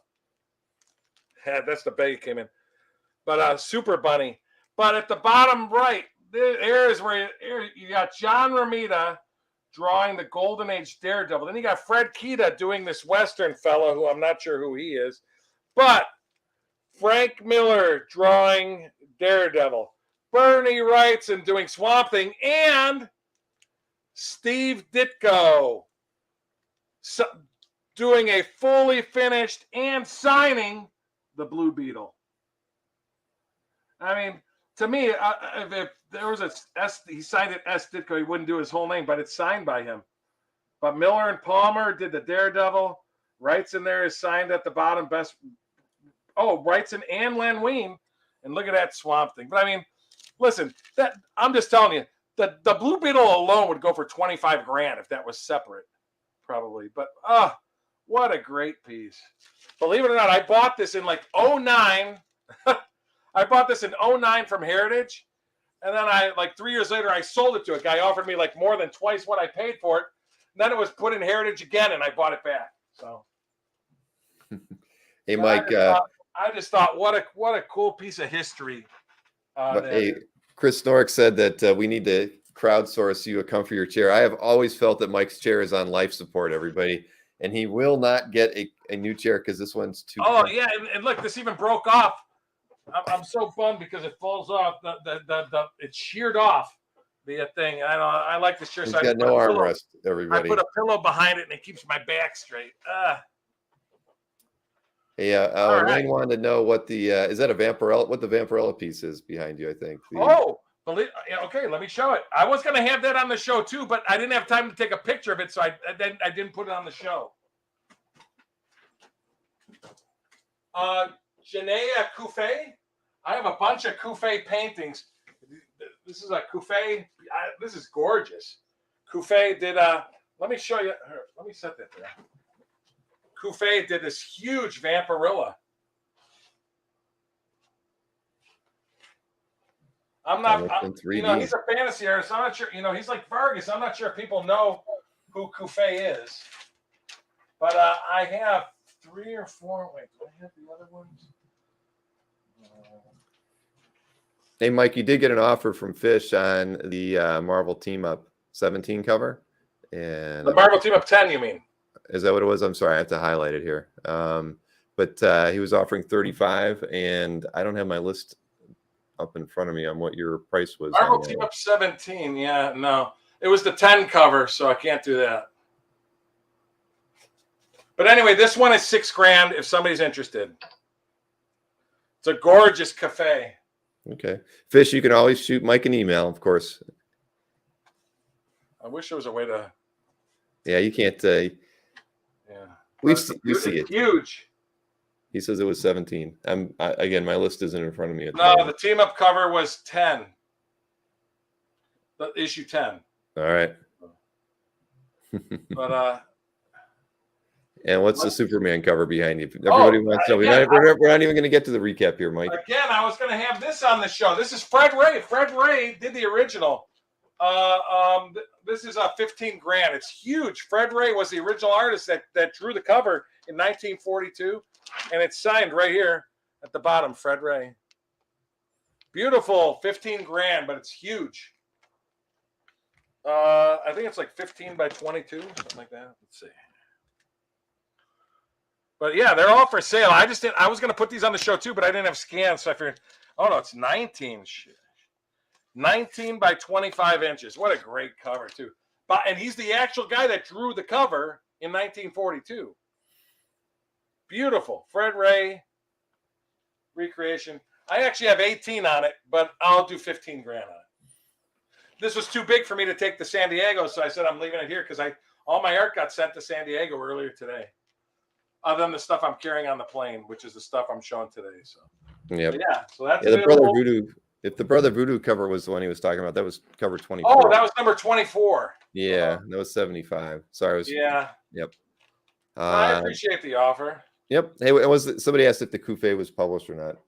I don't know if it's published or not. I have 4 other ones that are beautiful with it, but they painted Madonna, Princess Kelly, and somebody else. I bought like 5 of them from a collector. But the Vampirella is the only non-actual human being piece I've ever owned of Couffet. Right. I've had several of their pieces. Hey, Mike, and just so you know, Fish was asking about the supervillain team-up cover, issue 17. The Marvel villain team-up cover. Okay. Right, that you had for 50, and he was offering you 35. So now we've cleared it up. Yep. Sorry about that. If it helped, I could go. Listen, for tonight only, I would do 45 if it helped. The supervillain team-up cover, I'd do 45. All right. Thanks for the offer, Fish. Have a good night if you're leaving. Oh, if anybody's leaving, I got this. Again, I didn't have a skin. I love this. Ken Stacy. This is all painted. I was going to put this on the show, but again, I didn't have time to get a scan made of it. This is a published painted cover. Oh, and I love it. I remember I have the actual book here. But real nice this is a Tales to Astonish Annual, but I have the actual book. So, but gorgeous painting by this is $7,000, but I have a beautiful. It's oversized too. The Ant-Man Wasp. It's Tales to Astonish index book where they reprinted. They talked all about the artists and everything, but beautiful painting. Here, actually, this is easier. Isn't that beautiful? That is nice. I think And you didn't mention what the price was on that jam piece, by the way. Yeah, I don't even know, to be honest with you. I don't think there's a Jim Lee Wolverine page behind him, James. Alberto, I would do 50, Alberto, on the cap. No, I was just going to mention that to you, but you've gotten that one taken care of. Yeah, I'll do 50 on the cap. That was for lot 37, Sal Buscema, cap 191. So I want to just run through the artwork we got so we can recap it for everybody. Or are you going to keep digging stuff up from the vault beside There's you? another Wrightson I found. This is sort of cool. This Wrightson is only $5,000 from Shadow over Innsmouth. Huge pinup from the 80s. I just picked it. I just got that. That's $5,000. Pretty nice. All Wrightson from 1980. Pencils only? Yeah, it's all penciled. The whole piece is penciled. But look at it. Oh my goodness! It's these people that transform from. Look, ooh, should I show that, Bill? That's people all right. that transform. The people transform from fish, from humans to these fish creatures. They metamorphosize in this town in Maine. But they're signed by Wrightson there at the bottom. Yeah, it's big, very very large piece. $5,000. So got that. Hey, Alberto did counter you at 45. And it's a deal. Okay, yep, I'll pass, but I appreciate the offer, buddy. All right, well, think about it, Alberto, and you know how to contact Mr. Burkey if you want to. Is he going to San Diego? I don't know if Alberto's going to San Diego or not. Delight wants to know how many people you killed to get all those. He didn't kill a single person, Delight. No, but I sold a lot of my collection pieces. It's years and years. Every so often, I'm selling Romita pieces out of the collection. Just a few every so often to try to diversify a little bit. That's about it. Right, exactly. Alberto says he won't be in San Diego. Oh, well, you got a week to talk to him about it, Alberto. Tell everybody about Columbus show real quick too. Maybe we can see if I could bring any of this stuff to. Yeah, Wayne, this is $5,000 if you want it. It's a really nice piece. It's huge. I'm just saying, look how big it is compared to a regular comic book page.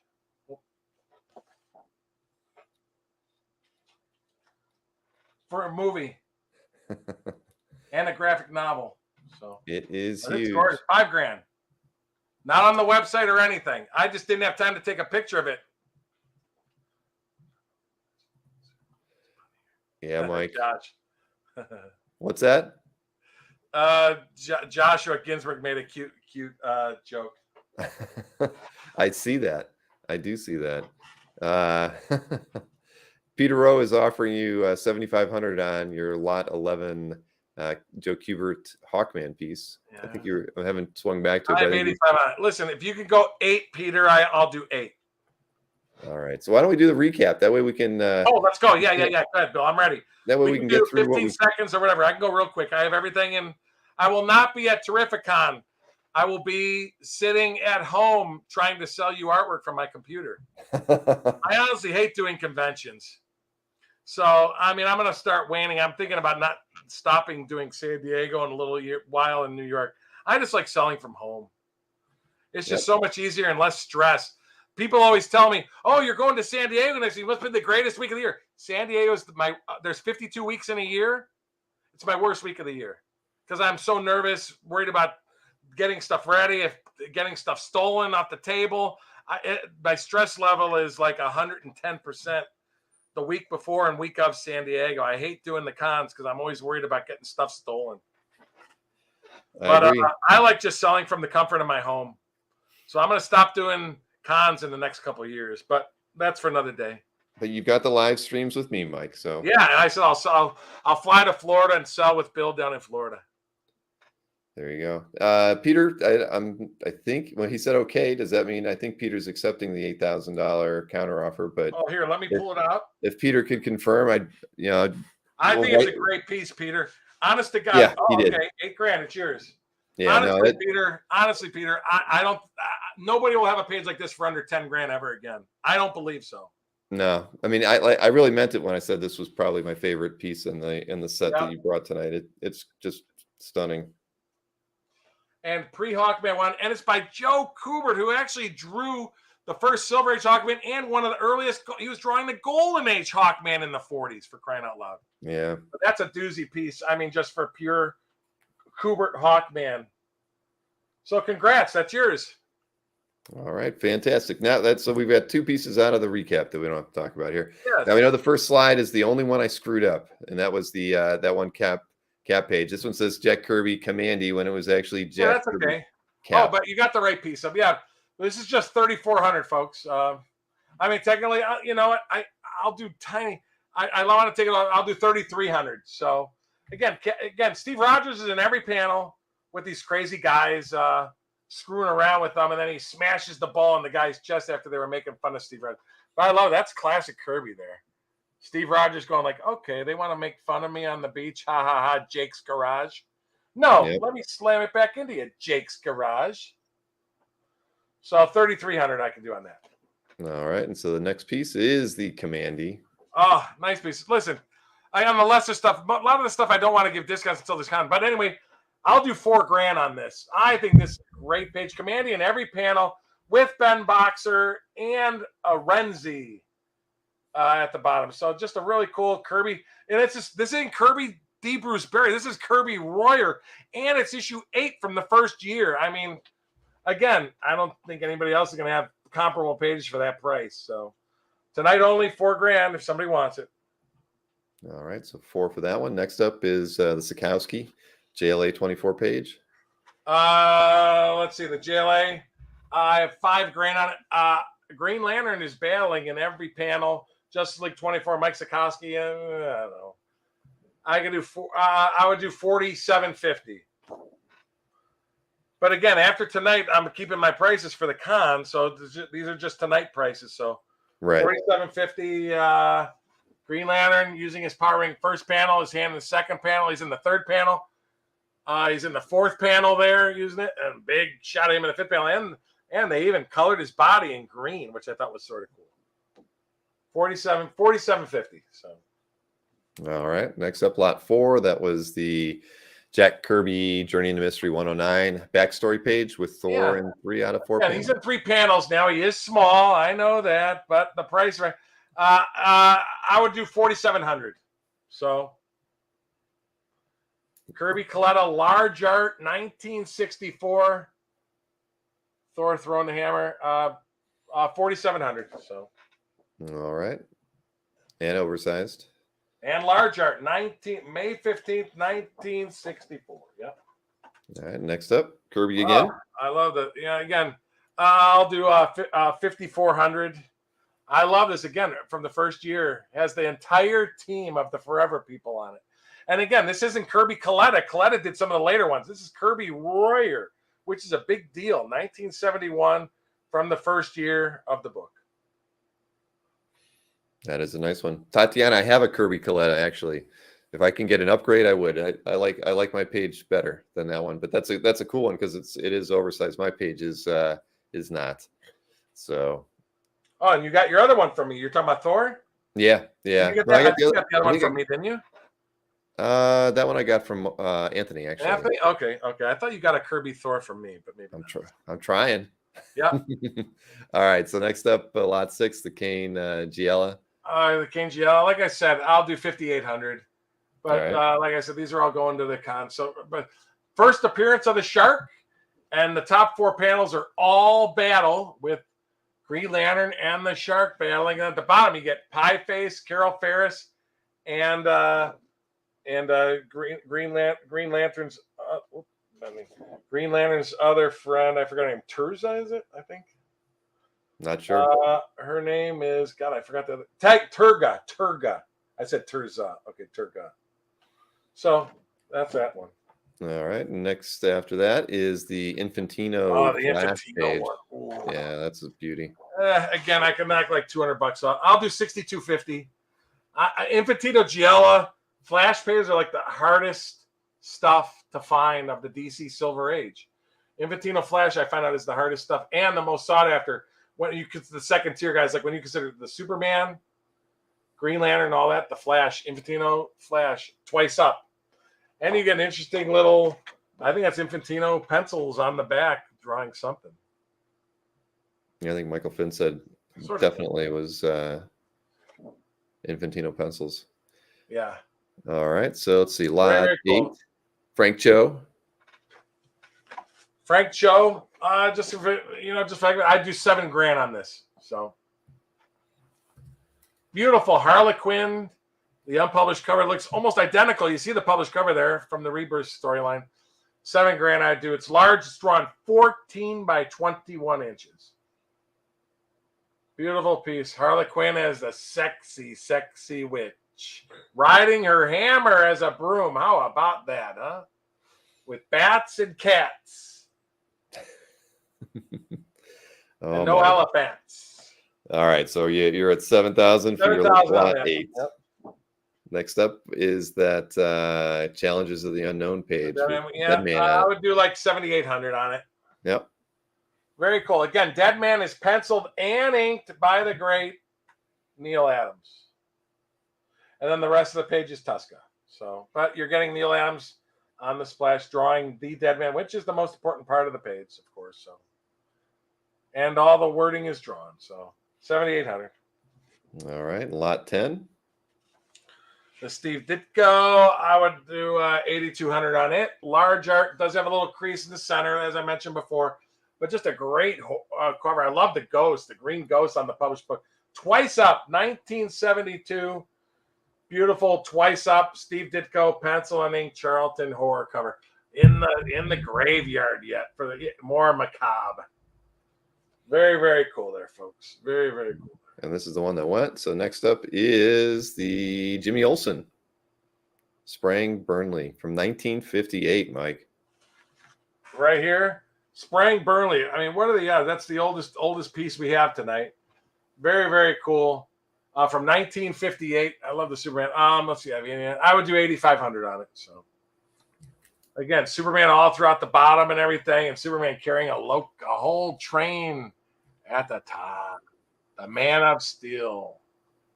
Isn't that cool? It is. I look at the detail, even on the bridge that collapsed and everything. Just the detail. The Life of Superman. Ha ha ha. Classic. Inked by Ray Burnley. What are the odds? Okay. Oh, the birth issue. I didn't know birth issues had their own theme music. Birth issues. I felt bad at the one piece. But anyway, Basema Synod, I have 10 on it. I would do like 98. But I just like the page. First appearance of Gabriel. The story is titled The Secret of Gabriel, the Airwalker. Galactus's new minion after the Surfer left him is this guy right here. And there's that little tear at the bottom you can see. And the far right doesn't really hit any art, but that bottom one just got into it. Why that tore, I don't know, but very, very cool. All the FF throughout the entire piece and the first Gabriel Airwalker. All right, then you get your Mike Mayhew, lot 14. Oh, gorgeous piece. I would do 11 on this, just for the quick sale. Beautiful piece. Mike Mayhew. Oh, stunning, stunning painting by the great Mike Mayhew. The Black Cat published Spider-Man cover painting. Doesn't get much better than that, folks. No, it's really nice, Mike. Isn't it? Mike's a good guy, too. I've had him on the show a couple times. All right, so lot 15 next, and that's the Murphy Anderson Strange Adventures cover. I would do 16 on that. Really, really nice pencil inks. 1962 large art cover from the story titled Raid of the Rogue Star. Are you kidding me? We would never kid you, Mr. Burkey. All right, so let's see. Next up, lot 16. That was that awesome Colan Tales of Suspense page. Yeah, this is a doozy. Half splash. Best battle pages in the book. Wow. I'd knock off like I would do 17.5 on this. So yeah, that really, won't last. Really nice piece. That won't last after San Diego for sure. Yeah, and look at the bottom battles. I mean, get a load of that. Are you kidding me? Walk, crack, and rop.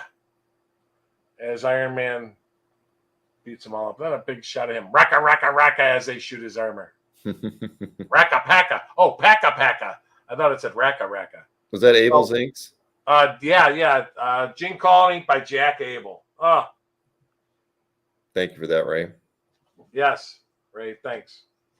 All right, and next up, Lot 17, another Murphy Anderson Strange Adventures cover. Yeah, I could go. I could do 16.5 on this one. I love the dog collar. The bell makes all the buildings fall apart. Really, really cool. Twice up, Murphy Anderson, pencil inks, 1962. All right, that one's out there. Next up, Lot 18, the Zek cover recreation. Yeah, sort of can't really come down much on this because I really, really like it. So, believe it or not, I had 20 on it and I lowered it to 18 for the show. Yeah, but I just like it. I mean, I'd do 17.8. So there you go on that one. I know there's gonna be buyers for this type of stuff just because all the published covers are Zimmelman. There's no published Zek Punisher covers from this era. So yeah, very true. And again, he the notes on the back and authenticates it and explains it. And there's one of this. So this is the only one. Hey, and Bill Johnson has claimed the Zek. 17.8. Okay. That's 17.8. Bill, thank you so much. I mean, this is they are really hard to come by, obviously. And that's a gorgeous piece. This is a really nice one. And I've seen this one too. So this is great. I mean, it's all art. I mean, look at I'm just saying, look at their face. It's all art. Bill, look at that. I know. Yeah, it's amazing. Get a load of that. I mean, if you want to frame a Punisher, I mean, look at that image. Holy moly. Well, congratulations, Bill Johnson. Thanks, Bill. Pickup.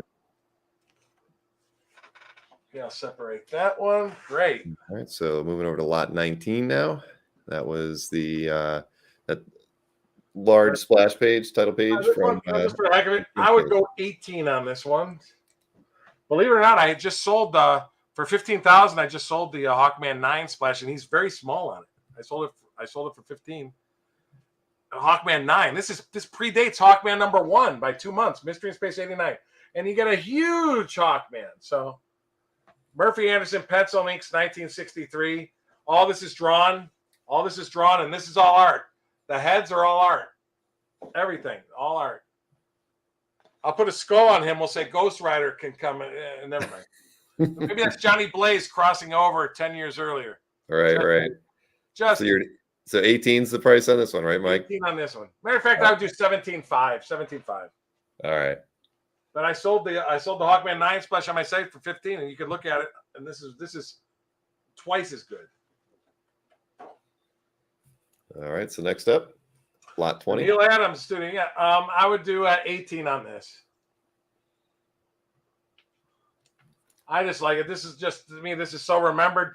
This is published in this was published in over like 20 or 25 different books over the course of a couple months. So very, very cool with all of them. It's Super Friends promo ad, but all of them. Batman, Neal Adams, Superman, Batman, Robin, Aquaman, Wonder Woman. Wow. And it's oversized. And you get a copy of that with it. Where it first appeared in a double spread splash in all the DC books. Very nice. And 21 did sell. So next up is 22. That was the Colin Palmer Howard the Duck 18 cover. Yeah. Where he transforms on it. Yeah, I would do 22 on this one. Really, really nice. I'm hoping, I was thinking because Howard the Duck, was in the second. And I don't know if they showed him partially. I think they just showed the dog in the Infinity War. But Howard was in the Guardians number 2, I believe. And I was always hoping that maybe Howard would be in some of the hopefully he makes another appearance in the Guardians movies. So we'll see. All right, so you have 22,000 on this one on Lot 22. Yeah. So Lot 22 23. on 22. Jim Mooney, Action Comic Splash from 316. Jim Mooney. You know what? Just for fun, what we have on Lot 22, Bill? On Lot 22? Yeah. You went to 22 on that one. So that was 22 on 22. Yes, it was. So what do you think we're going to do on this one? I think you're going to go to 23 on this one, Mike. Just for the heck of it, we'll go 23 on 23. This is probably the only chance you ever have to get a Jim Mooney. To me, Jim Mooney is a big deal.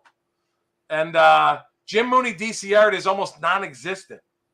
And to be able to get a Jim Mooney Superman splash page, I mean, his Supergirl page, people pay 10 grand plus for a Jim Mooney Supergirl page because they're so rare. But I mean, to get a Jim Mooney Superman splash, I don't even know how many Jim Mooney times Jim Mooney ever did. You know, he's most known for doing Star Spangled Comics with Robin and stuff, but a Jim Mooney Superman splash.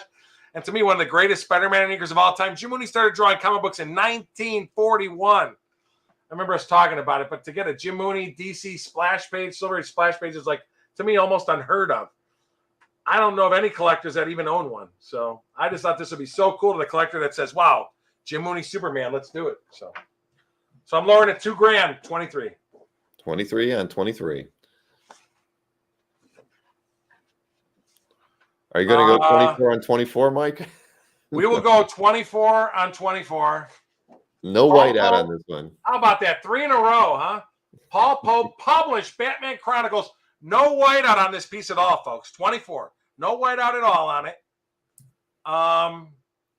And it's huge. 19 by 24 inches edge to edge. Published cover. Get a load of that full body Batman by the great Paul Pope. Wow. It's beautiful, Mike. It really is. Yep. One day I'll have something in my collection by Paul. Published cover. I mean, you know, I've had some just drawings. And Bill, I had just drawings that were sold for 5 and 6. Somebody claim? Oh, Mr. Johnson, once again. Bill. So this one won't be in my collection. And it even has the DC stamps on it too for you, Bill. See you later. Thanks, Bill. Wow, Bill, that's another great pickup, man. Yeah, Bill, I've sold just regular drawings of his go for like 5 and 6 and 7 grand. And this is 19 by 24. I just want to show again, Bill got this one too. So I'm just showing you how comparatively how big it is. Bill, your collection just keeps getting better and better. Yeah, just look at those two pieces together and knowing that they're in your collection. That's great. Wow. Thanks, Bill. I'm hoping to sell you some 50 to 53s. We'll see. Round. All right, moving right along. We're going to, let's see, lot 25 is next. That was a Kirby. Oh, I shouldn't do it. I'll go to 27 on this just because, listen, I'll go to 27 on this. This is a 30 grand page anywhere else, folks. Honestly, I should have said 27.5, but I'll do 27 on this. You're never going to find anything this good for under 30 grand again by Kirby and Stone. You will not. From X-Men, you just won't. So 27 to me, that is a great piece and for the price. So it's my last Kirby Stone of anything I've ever owned. So that's a beautiful page, right? All right, great 27 on 25. Page. Iceman and Angel battling. Unis in his very first appearance, 1964 birth issue. Whoop, whoop, whoop, whoop. Or we say birth. I'm going to come up with something for that, Mike. That's a birth issue. All right. Well, 27 on that, folks. It's 28 and it's San Diego. I should make it 30, but it's 28. It's a great piece. Okay. Man, these Alex Rosses. I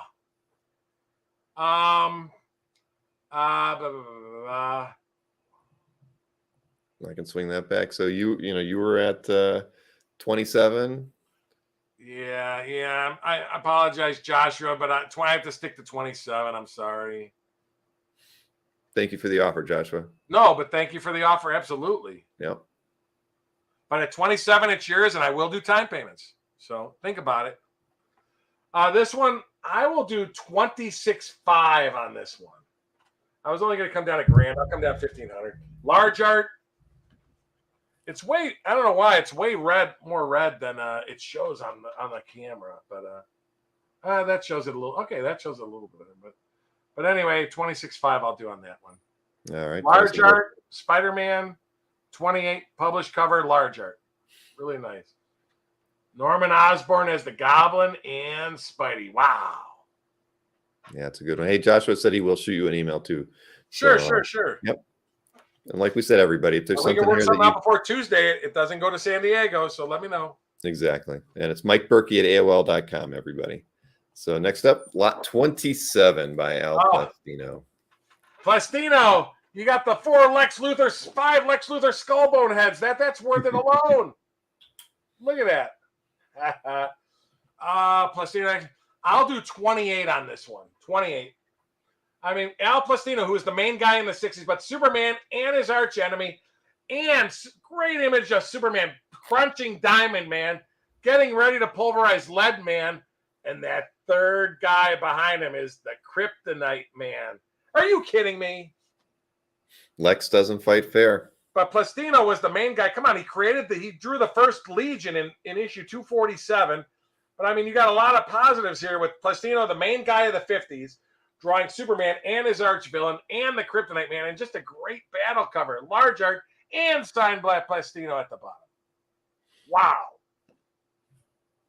Indeed. Oh, I put Jen Meow. That is what we got to start doing on our show, Bill. Yeah, I think I can work that out. That is pretty.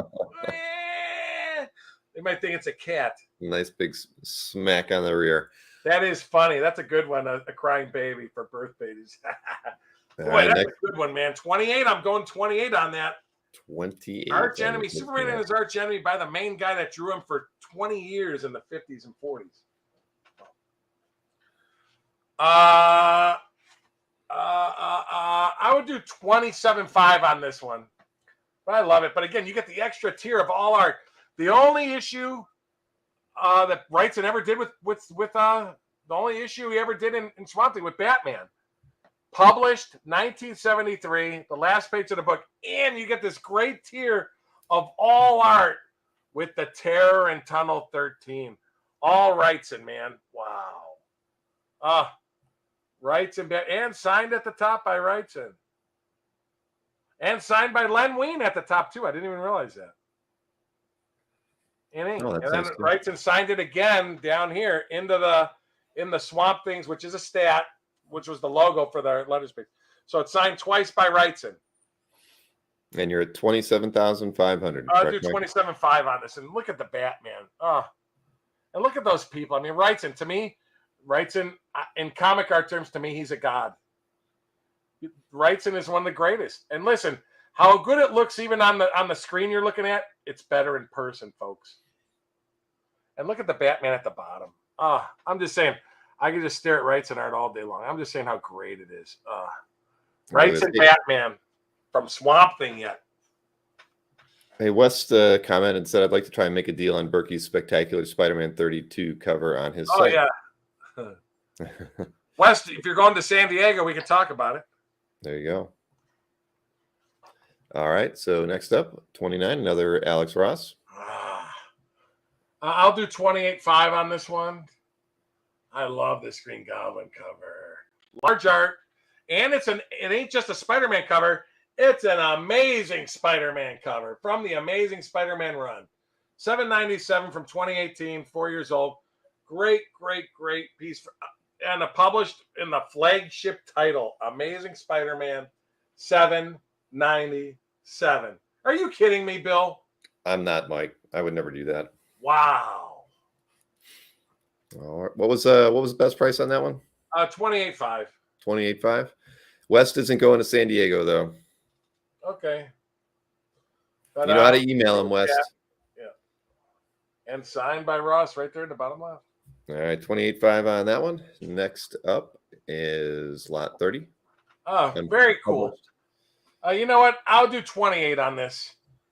And again, I wish we had that image, Bill. I sent it to you, but wish we had it. I just want to see, just so you know, this scene is in the whole book. Page 16 has this whole story where the Rainbow Bridge crumbles, and Thor and all his three other guys, Fandral, and all of them are all watching as the bridge falls apart, and all these dead people, all these dead Asgardians are on the side. So this is part of the whole book, the story. And the bottom is drawn, but I'll do 28 on it. Really nice John Buscema 20-cent cover, but yes, unpublished. But interestingly, why? But they did the original logo, and even the the word logo at the bottom is hand inked. I mean, this was like at press, and then they changed it at the last second. It's a beauty. Very, very cool piece by the great John Buscema. And then we've got another Bernie Wrightson. This is one of my doozy pieces. Yeah. I think this is one of the best Swamp Thing pages you're ever going to see. And trust me, at auction, you're never going to see these for below these prices. I could do 39, but I don't mind. See, the great stuff, I just don't mind just hanging on to. And again, you got to just see them to appreciate each individual panel. I mean, look at him with the scythe and then crack. Anyone going to San Diego is going to get to see it. There's the slices. You know what? I'll do 38 on this one. But dear Lord, he cut off my arm and I don't even feel it. There, demon. How will you spread your evil now? Evil? I'll show you evil, Jocko. When you wake up, take a look in the mirror and see all the evil you can stand. One of these crazy little white supremacist doggone kids. Swamp Thing gives him a taste of his own money. But every panel, I mean, 6 of the greatest panels of Swamp Thing you're ever going to see, and that all on one page, folks. My goodness gracious. 38K. Doesn't get much better than that. And it's 38K. 38. All right, we got the Colan Palmer first Kiss band appearance. I just think, the Red Kiss guy. You know, they said, I read an article where Gene Simmons is buying up pages from Kiss from the Romita Jr. run, but I don't know if he's ever seen anything like that. I'll do 42.5 on this. But first ever cover where Kiss appears, of course, it's their hands, but they play their guitars with their hands. So, but Kiss and Tell in the Psycho Ward, how funny with Kiss, Omen of the Exes. Honestly, I mean, of the comic books too. I mean, after issue 1, I mean, this is the most sought after comic. And I think it's one of the best covers after issue 1, of course, by the great Frank Bruner, issue 1. But I think this is one of the best covers from the run. So 42.5. It is a doozy. All right, next up, lot 33. Simon B. Let's see, Simon B. What's that? Oh, we have an offer.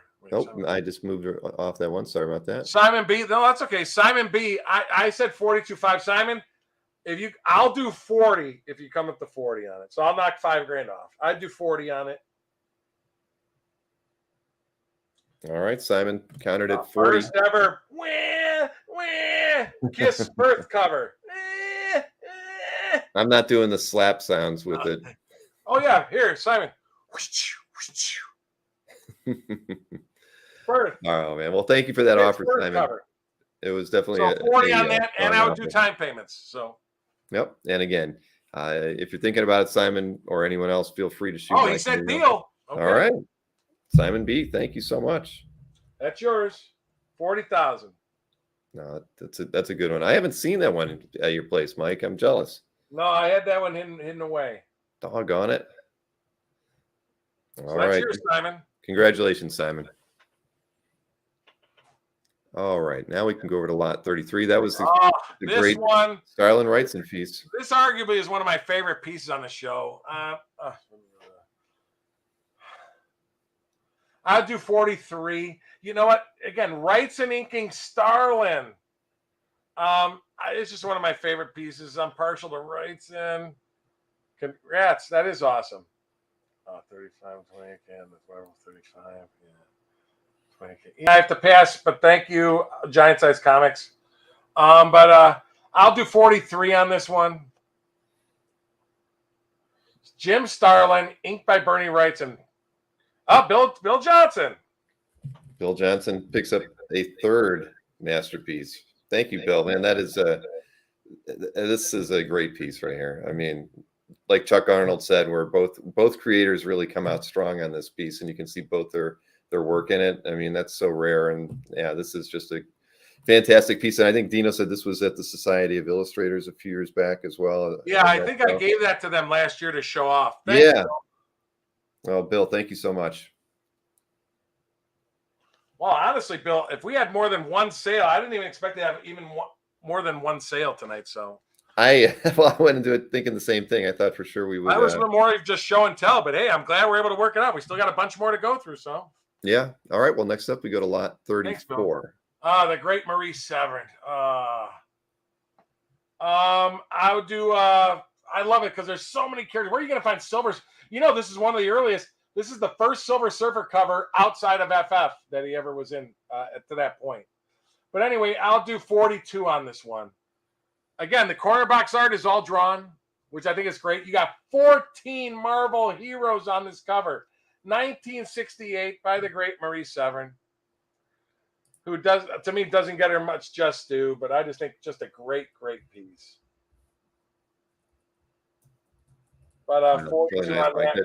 Beautiful Surfer, Spider-Man, Hulk, Doctor Strange, Submariner, Human Torch, Captain Marvel, Captain America, Thing, Marvel Girl, Thor, Daredevil, Nick Fury, Cyclops, Forbush Man twice, and Bonnie and Claude.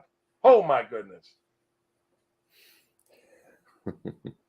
That's a good. It really is probably my favorite of the. Isn't that hilarious? They all have bullet holes. 37 pieces we brought. Bonnie and Claude. Hey, Mike, West is offering you $24K on the Spectacular Spider-Man 32. Yeah, I told him, like on the one show we had on, I said, I'll do 26 for West. That's what I thought. All right, West. He's still at 26. And what was your price on this one, Mike? I just want to make sure I got it right. 42. That's what I thought you said, 42. All right, so Mike's at 42 on lot 35. Before we go off the air, folks, if you want anything that's passed before we go off the air, you can still get stuff we've talked about. Just put it in the comments section. All right, over to lot 35. That was the Buscema Sinat Romita Sr. FF 117.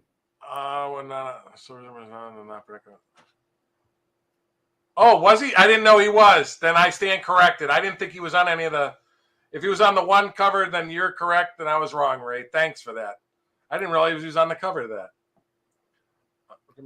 Okay, 45. I'll go to 43 on this. Buscema Sinat Romita. And again, that's all the floating heads. That's all art, folks. The flame and the quest, and that's all drawn. Also, that's all drawn art. That's inked. Everything is drawn, and you get another Romita. You get another Romita crystal over top of a Buscema Sinat crystal. So you get two crystals there, published by Romita, and then Buscema Sinat underneath. So 43. Again, Buscema Sinat FF covers are getting harder and harder to find, folks. So it's not a bad deal. That's really nice. 43. And you get 43 on that one. All right. And you get the cool drawings, pencil drawings by John on the back. Buscema drawings. All right. Now we got the Pollard Supervillain Team Up 17 cover. Yeah, I made an offer out, and I told somebody I'll still honor it. I'll do 45 on this cover. Did I? What would we say? What did we say? Somebody asked. I think you said. Well, Fish had offered you 35, I think, and then I think you did say 45. So. God, what a great strong cover! But come back to me. 45. Let's see. I'll tell you what. I'll do 43 on this. So 43. I just love the cover. Pollard, one of his best covers. 43. Yeah, Duckburg got a pass on. Yeah. But I know. But 43 on this. And that's Adolf Hitler as the hate monger. Adolf Hitler is the hate monger. And then you got the other guy, Moydoc's little brother. Poor Albert. I know his name is on the cover. Arnim Zola. Arnim Zola. Arnim Zola. How about that, huh? Okay. So you're 43 on this one, right? 43. Look at that cover. The Tesseract, the Cosmic Cube of the Tesseract throughout the movies. It's a beauty. I love it. We've done it. We've recreated the Cosmic Cube, which is the Tesseract. 43 I'd do. All right. Next up is that Cap cover by Sal Buscema.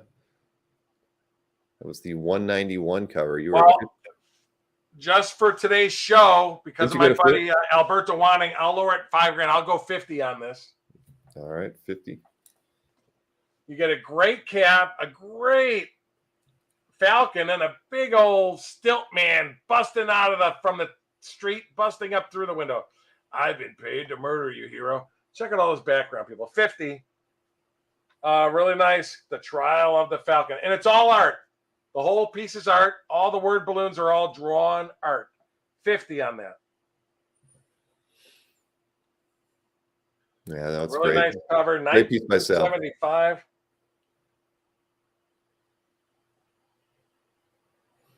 I don't know what offer fish means.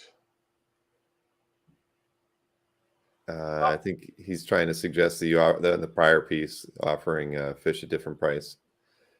Oh, but you were at 43. So for which one? Oh, the Pollard. Right, the superheroes. He's suggesting you go back to offer fish the a 39K. Oh, okay. So that's 50, folks. All right, 50 on lot 37. Next up, lot 38, and that was the Swan Klein Superman 171 cover. You were at $57,000, Mike. I would do 54 on this. Swan Klein, March 11th, 1964. It's stamped on the back.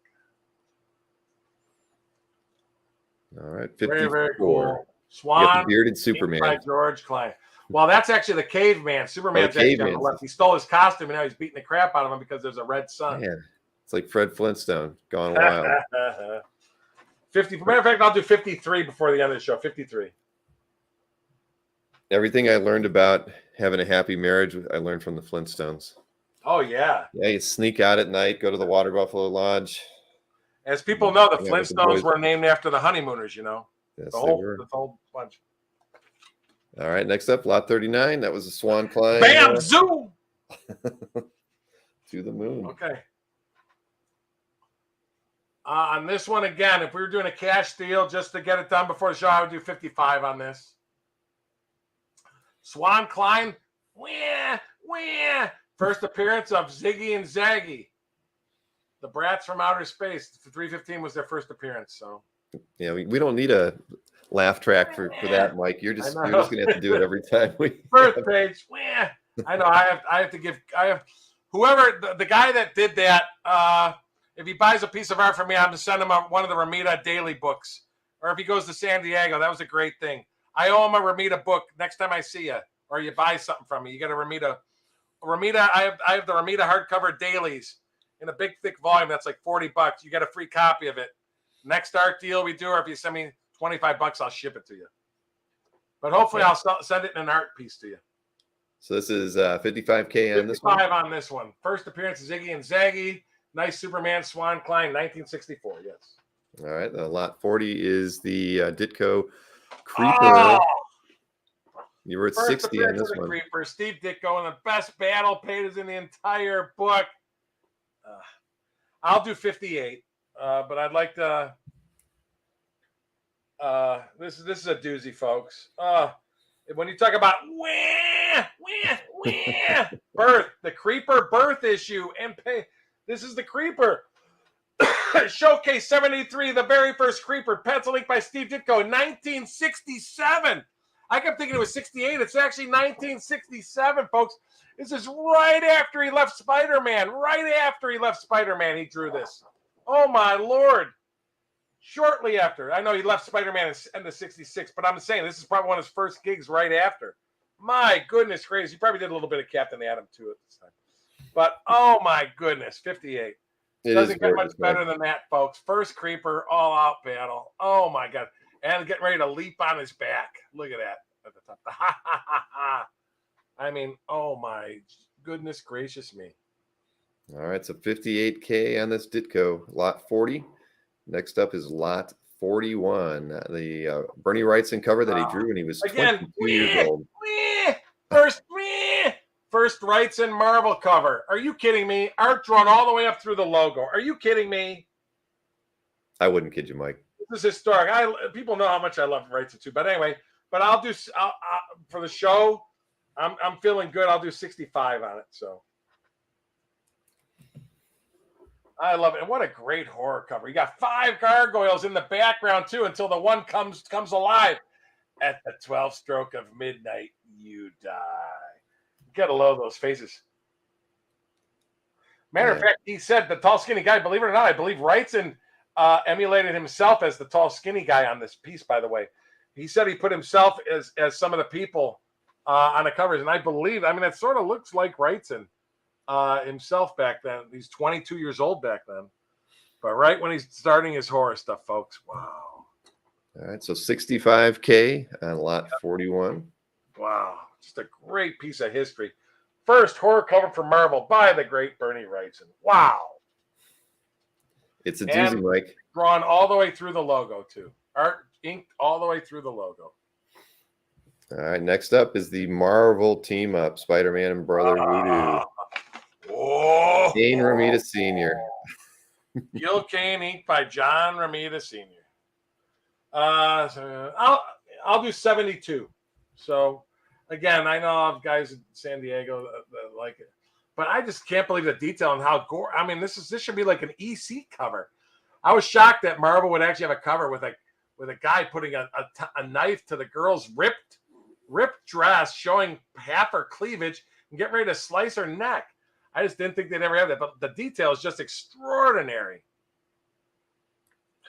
You know what? Just for tonight, I would take the first 70. So if somebody wants it at 70, it's yours. They get a Kane Romita masterpiece, folks. 70 grand. All right, 70 grand on lot 42 from Mr. Burkey. Next up, what do we got? Lot 43, another Not brand Eck. I'm going to take it out of the bag. It just shows better.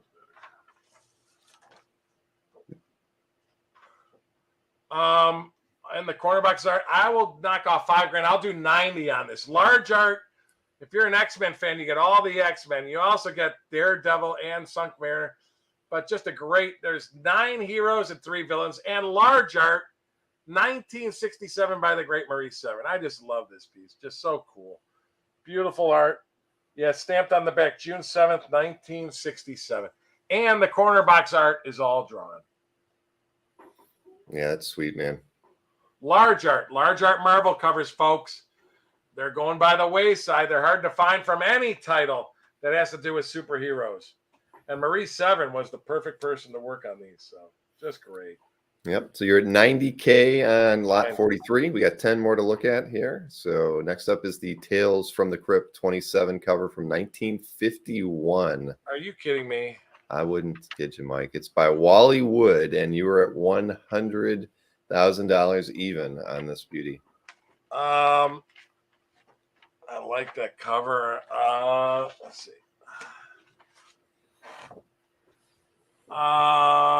Shoot. I'll go to 97. Believe it or not, I had a price tag of 125 on it, so I think I misdid that. But I'd still do I'll do 97 on it tonight. So Wally Wood, pencil and inks, 1951. Very, very cool. From the main title, Tales from the Crypt was the main title that everybody went gaga over. But look at the detail. I'm just saying, look at the detail on the people in the background behind the guy. Man, I'm trying to get it just right. 71 years old, Mike. Wow. Isn't that something? Again, all art other than, of course, the 3 heads of the Crypt Keeper. No, those are stats from Johnny Craig. But 97 I'll do. So right, just to give a couple 97K. Yeah. Now, next up, another Wrightson. This is from 72. Right. House of Secrets 100 cover. You're at 125. Again, it's just something I like to. I would do 115, but again, Wrightson covers or Wrightson horror covers are getting are few and far between from any title, anybody. But get a load of that. 5 zombies, 6 skulls, the chunky bald guy getting his just due from the green. Look at the published comic, the Green Ghosts. They should have had a villain called the Green Ghost. Huh. We have the Green Hornet and Ghost Rider, but no Green Ghost, huh? You should have been a writer, Mike. I know, the Green Ghost. But look at the detail on these zombies. I mean, oh my gosh. I mean, Wrightson horror covers during his heyday. Look, he drew all the way up to the top of the logo, too. I just love it, man. Yeah, it's beautiful. Just awesome. All right, you're 115. 115 on this one, 115 on that. And right, again, time payments are always possible on anything. And trade, if people want to make offers to Mike. Yes. Yep. again on this. I mean, I love this piece. I'll do 120. I mean, how many times are you going to find Ditko pencils and inks, Doctor Strange in every panel? It doesn't. It's just nuts. Look at Doctor Strange, Doctor Strange, Doctor Strange and Mordo, Doctor Strange in a bottle, Doctor Strange and Mordo, Doctor Strange and Mordo, Doctor Strange and Mordo, Doctor Strange, and a close up Doctor Strange. Yeah, it's a great Ditko page, man. Like I said, this is like the 70. I think this is like the 74th page of his run, because they were only 10-page stories. I'm just saying, this is like would be like issue 3 or 4 if Doctor Strange had his own title. So it's really early Ditko for Doctor Strange. Really, that's just awesome. I mean, Ditko pencil inks and Doctor Strange in a bottle. Get your Doctor Strange in a bottle. Right? What's that? 120. Yep. Zigzag Kids baked again. Yes. All right. Lot 47. That was the Romita Senior Marvel Team Up 10 cover. You were at 130,000. I'll do 125. The great John Romita, and him drawing his torch, who he's famous for, and Kang. Again, Kang is going to be 125, folks, and signed by the great John Romita. The Spider-Man covers are getting harder and harder and harder to find from the Bronze Age, folks. So, I mean, think about it. John Romita Jr., Spider-Man.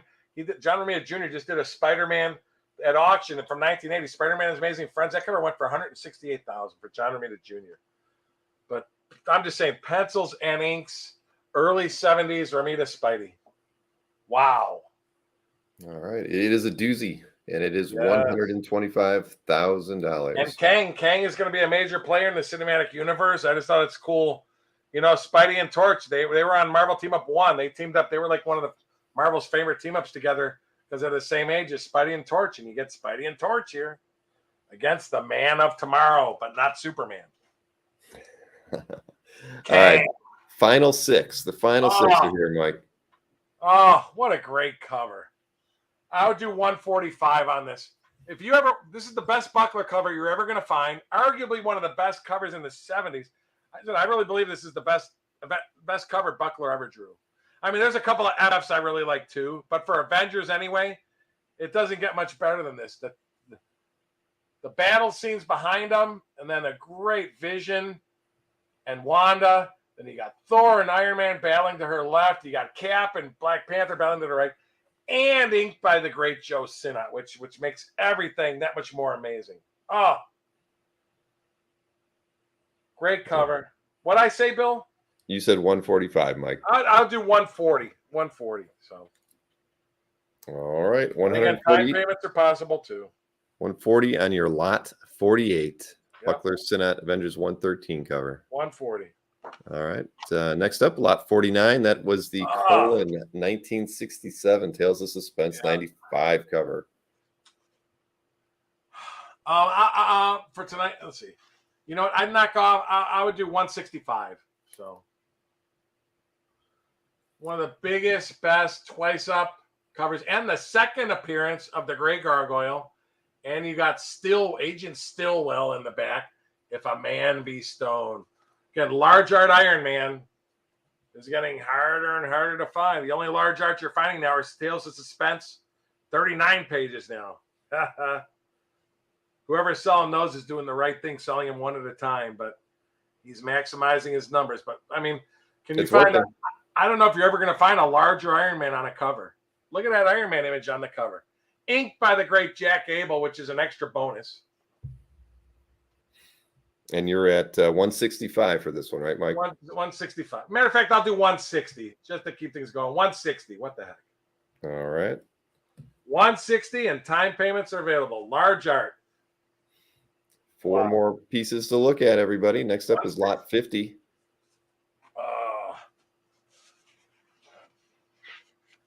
To me, one of the greatest, I know this is a really special piece for you, Mike. But anyway, I would do 190. But again, I'm okay hanging on to it. But I would do 190 on. like I said, it's been reprinted. This has been reprinted so many times. They use this for a lunchbox, a puzzle. Again, this was the pocketbooks cover. That think about it, they thought so much of this cover that they used it for the reprint of FF 1 to 6 on the pocketbooks. But I just consider this one of the greatest covers in FF, at least during the 70s anyway. That's non-Kirby. The best, I consider it the best non-Kirby FF cover ever drawn. So there you go. But and FF and Doom, so I'll do 190. But it's just one of the best of the best. Oh gosh, is that great? Yeah, it is great, Mike. It really is. And I've seen this one too, so it is a beauty.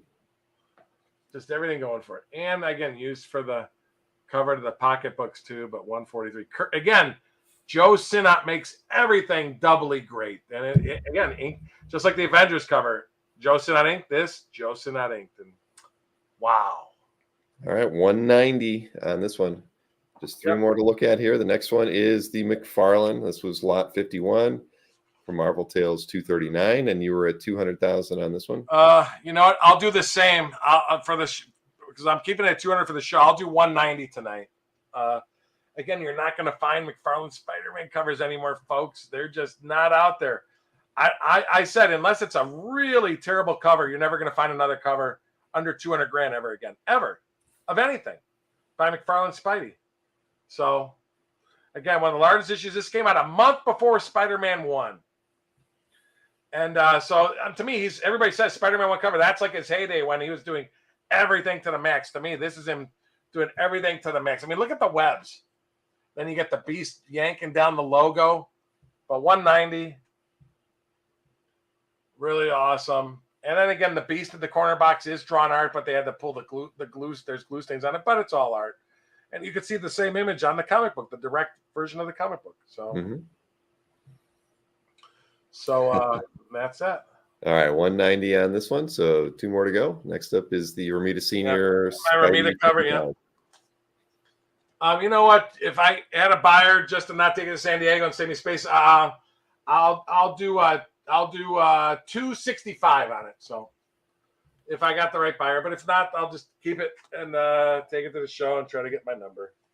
Listen, all the covers that are all the quote unquote better covers, you can't find them for under 500 anymore. You'll never find another good twice up cover for under 500. So, I had the last good twice up sold it to a buddy of mine, and he's gotten crazy offers, almost double what I sold it to him for 3 years ago. So I mean, these are getting harder and harder and harder to find. So I'm sure this will be the only twice up cover for sale, twice up Spidey cover for sale in San Diego. So, very cool. 265. 265, and the final piece of the night. Believe it or not, I was going to tell people I have an offer of 550 on this, but I have to give a long time payment period on it. But I'm trying to get the slightly more. So listen, I'll do 550, and I would give somebody 6 months to pay. But that's the best I'd do because I'm giving the other guy. If it doesn't pan out, I told him if it don't pan out in San Diego, I'll maybe take up his offer. So very, very cool. 550, and I'd give time payments on it. So. Man, that is it's gorgeous, Mike. I kind of hope you don't sell it so I can see it for a while. Well, I guess if you get time payments on it, I get to see it anyway. Yeah. But San Diego, you can see it too. So yeah, it's gorgeous. 3D glasses. Yeah, the previous one. So you're 550? 550 is your best. All right. And I'll give time payments. So it's a doomy cover. But as we've said numerous times throughout the show, anybody who wants to make any offers on this piece or any other ones or trying to work out a deal with Mike that might involve trade as well as cash, or you want to discuss time payment options, please shoot Mike an email at mikeburkey@aol.com. Yes. And he's happy to kind of hear your offer, try to negotiate something that works for both of you. And you've got until next week to work it out. Oh, wait, I didn't do this at all tonight. So, here, we'll do it like this. But of course, we had to get one in there, didn't we? Here's Johnny. My goodness. But no, this worked out really well, Mike. I was, like Yeah. you said, I wasn't sure what we were going to do leading into it, but I said, why not offer it to people that don't have a chance to get to San Diego? That way some stuff can sell. And right. if nothing else, the whole part of our hobby is looking at cool art, from other people. So we get to look at art that stays on the internet for a while, forever, and to look at, years down the road, you might look at something going like, oh my God, you see what that is now? I could have bought that, blah, blah, blah. That's we'll see right. what happens. Exactly. Well, we are, they have that site Comic Art Ads where people like to look at the old prices. So sure, 10, 15 years from now, people can look back on these videos and see what you were offering the pieces for and what they're going. Somebody asked, Bill gets his commission. This is $5,000. What did I quote the other guy? 18 on the JLA one if they wanted it still. 7 number one covers for 18.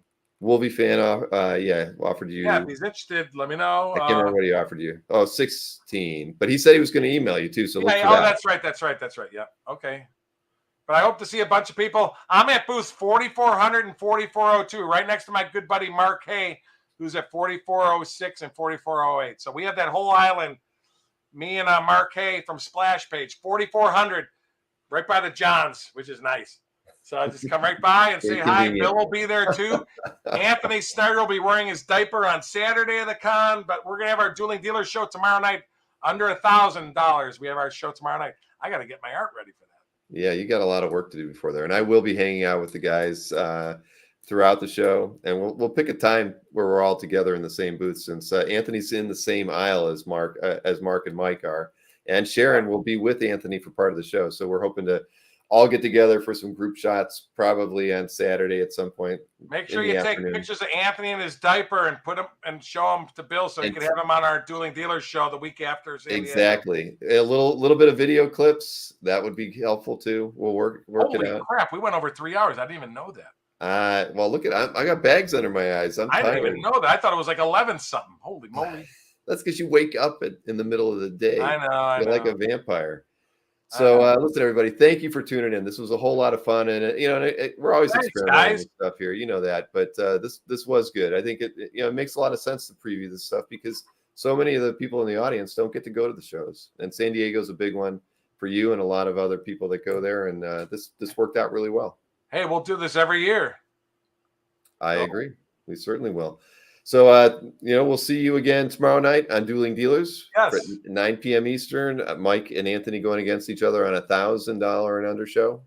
And then we'll have some time off until after San Diego because we're really not doing much show-wise next week because of San Diego going on. Right. But yeah, tune in tomorrow night for a very deep discounted show, and we'll see you then.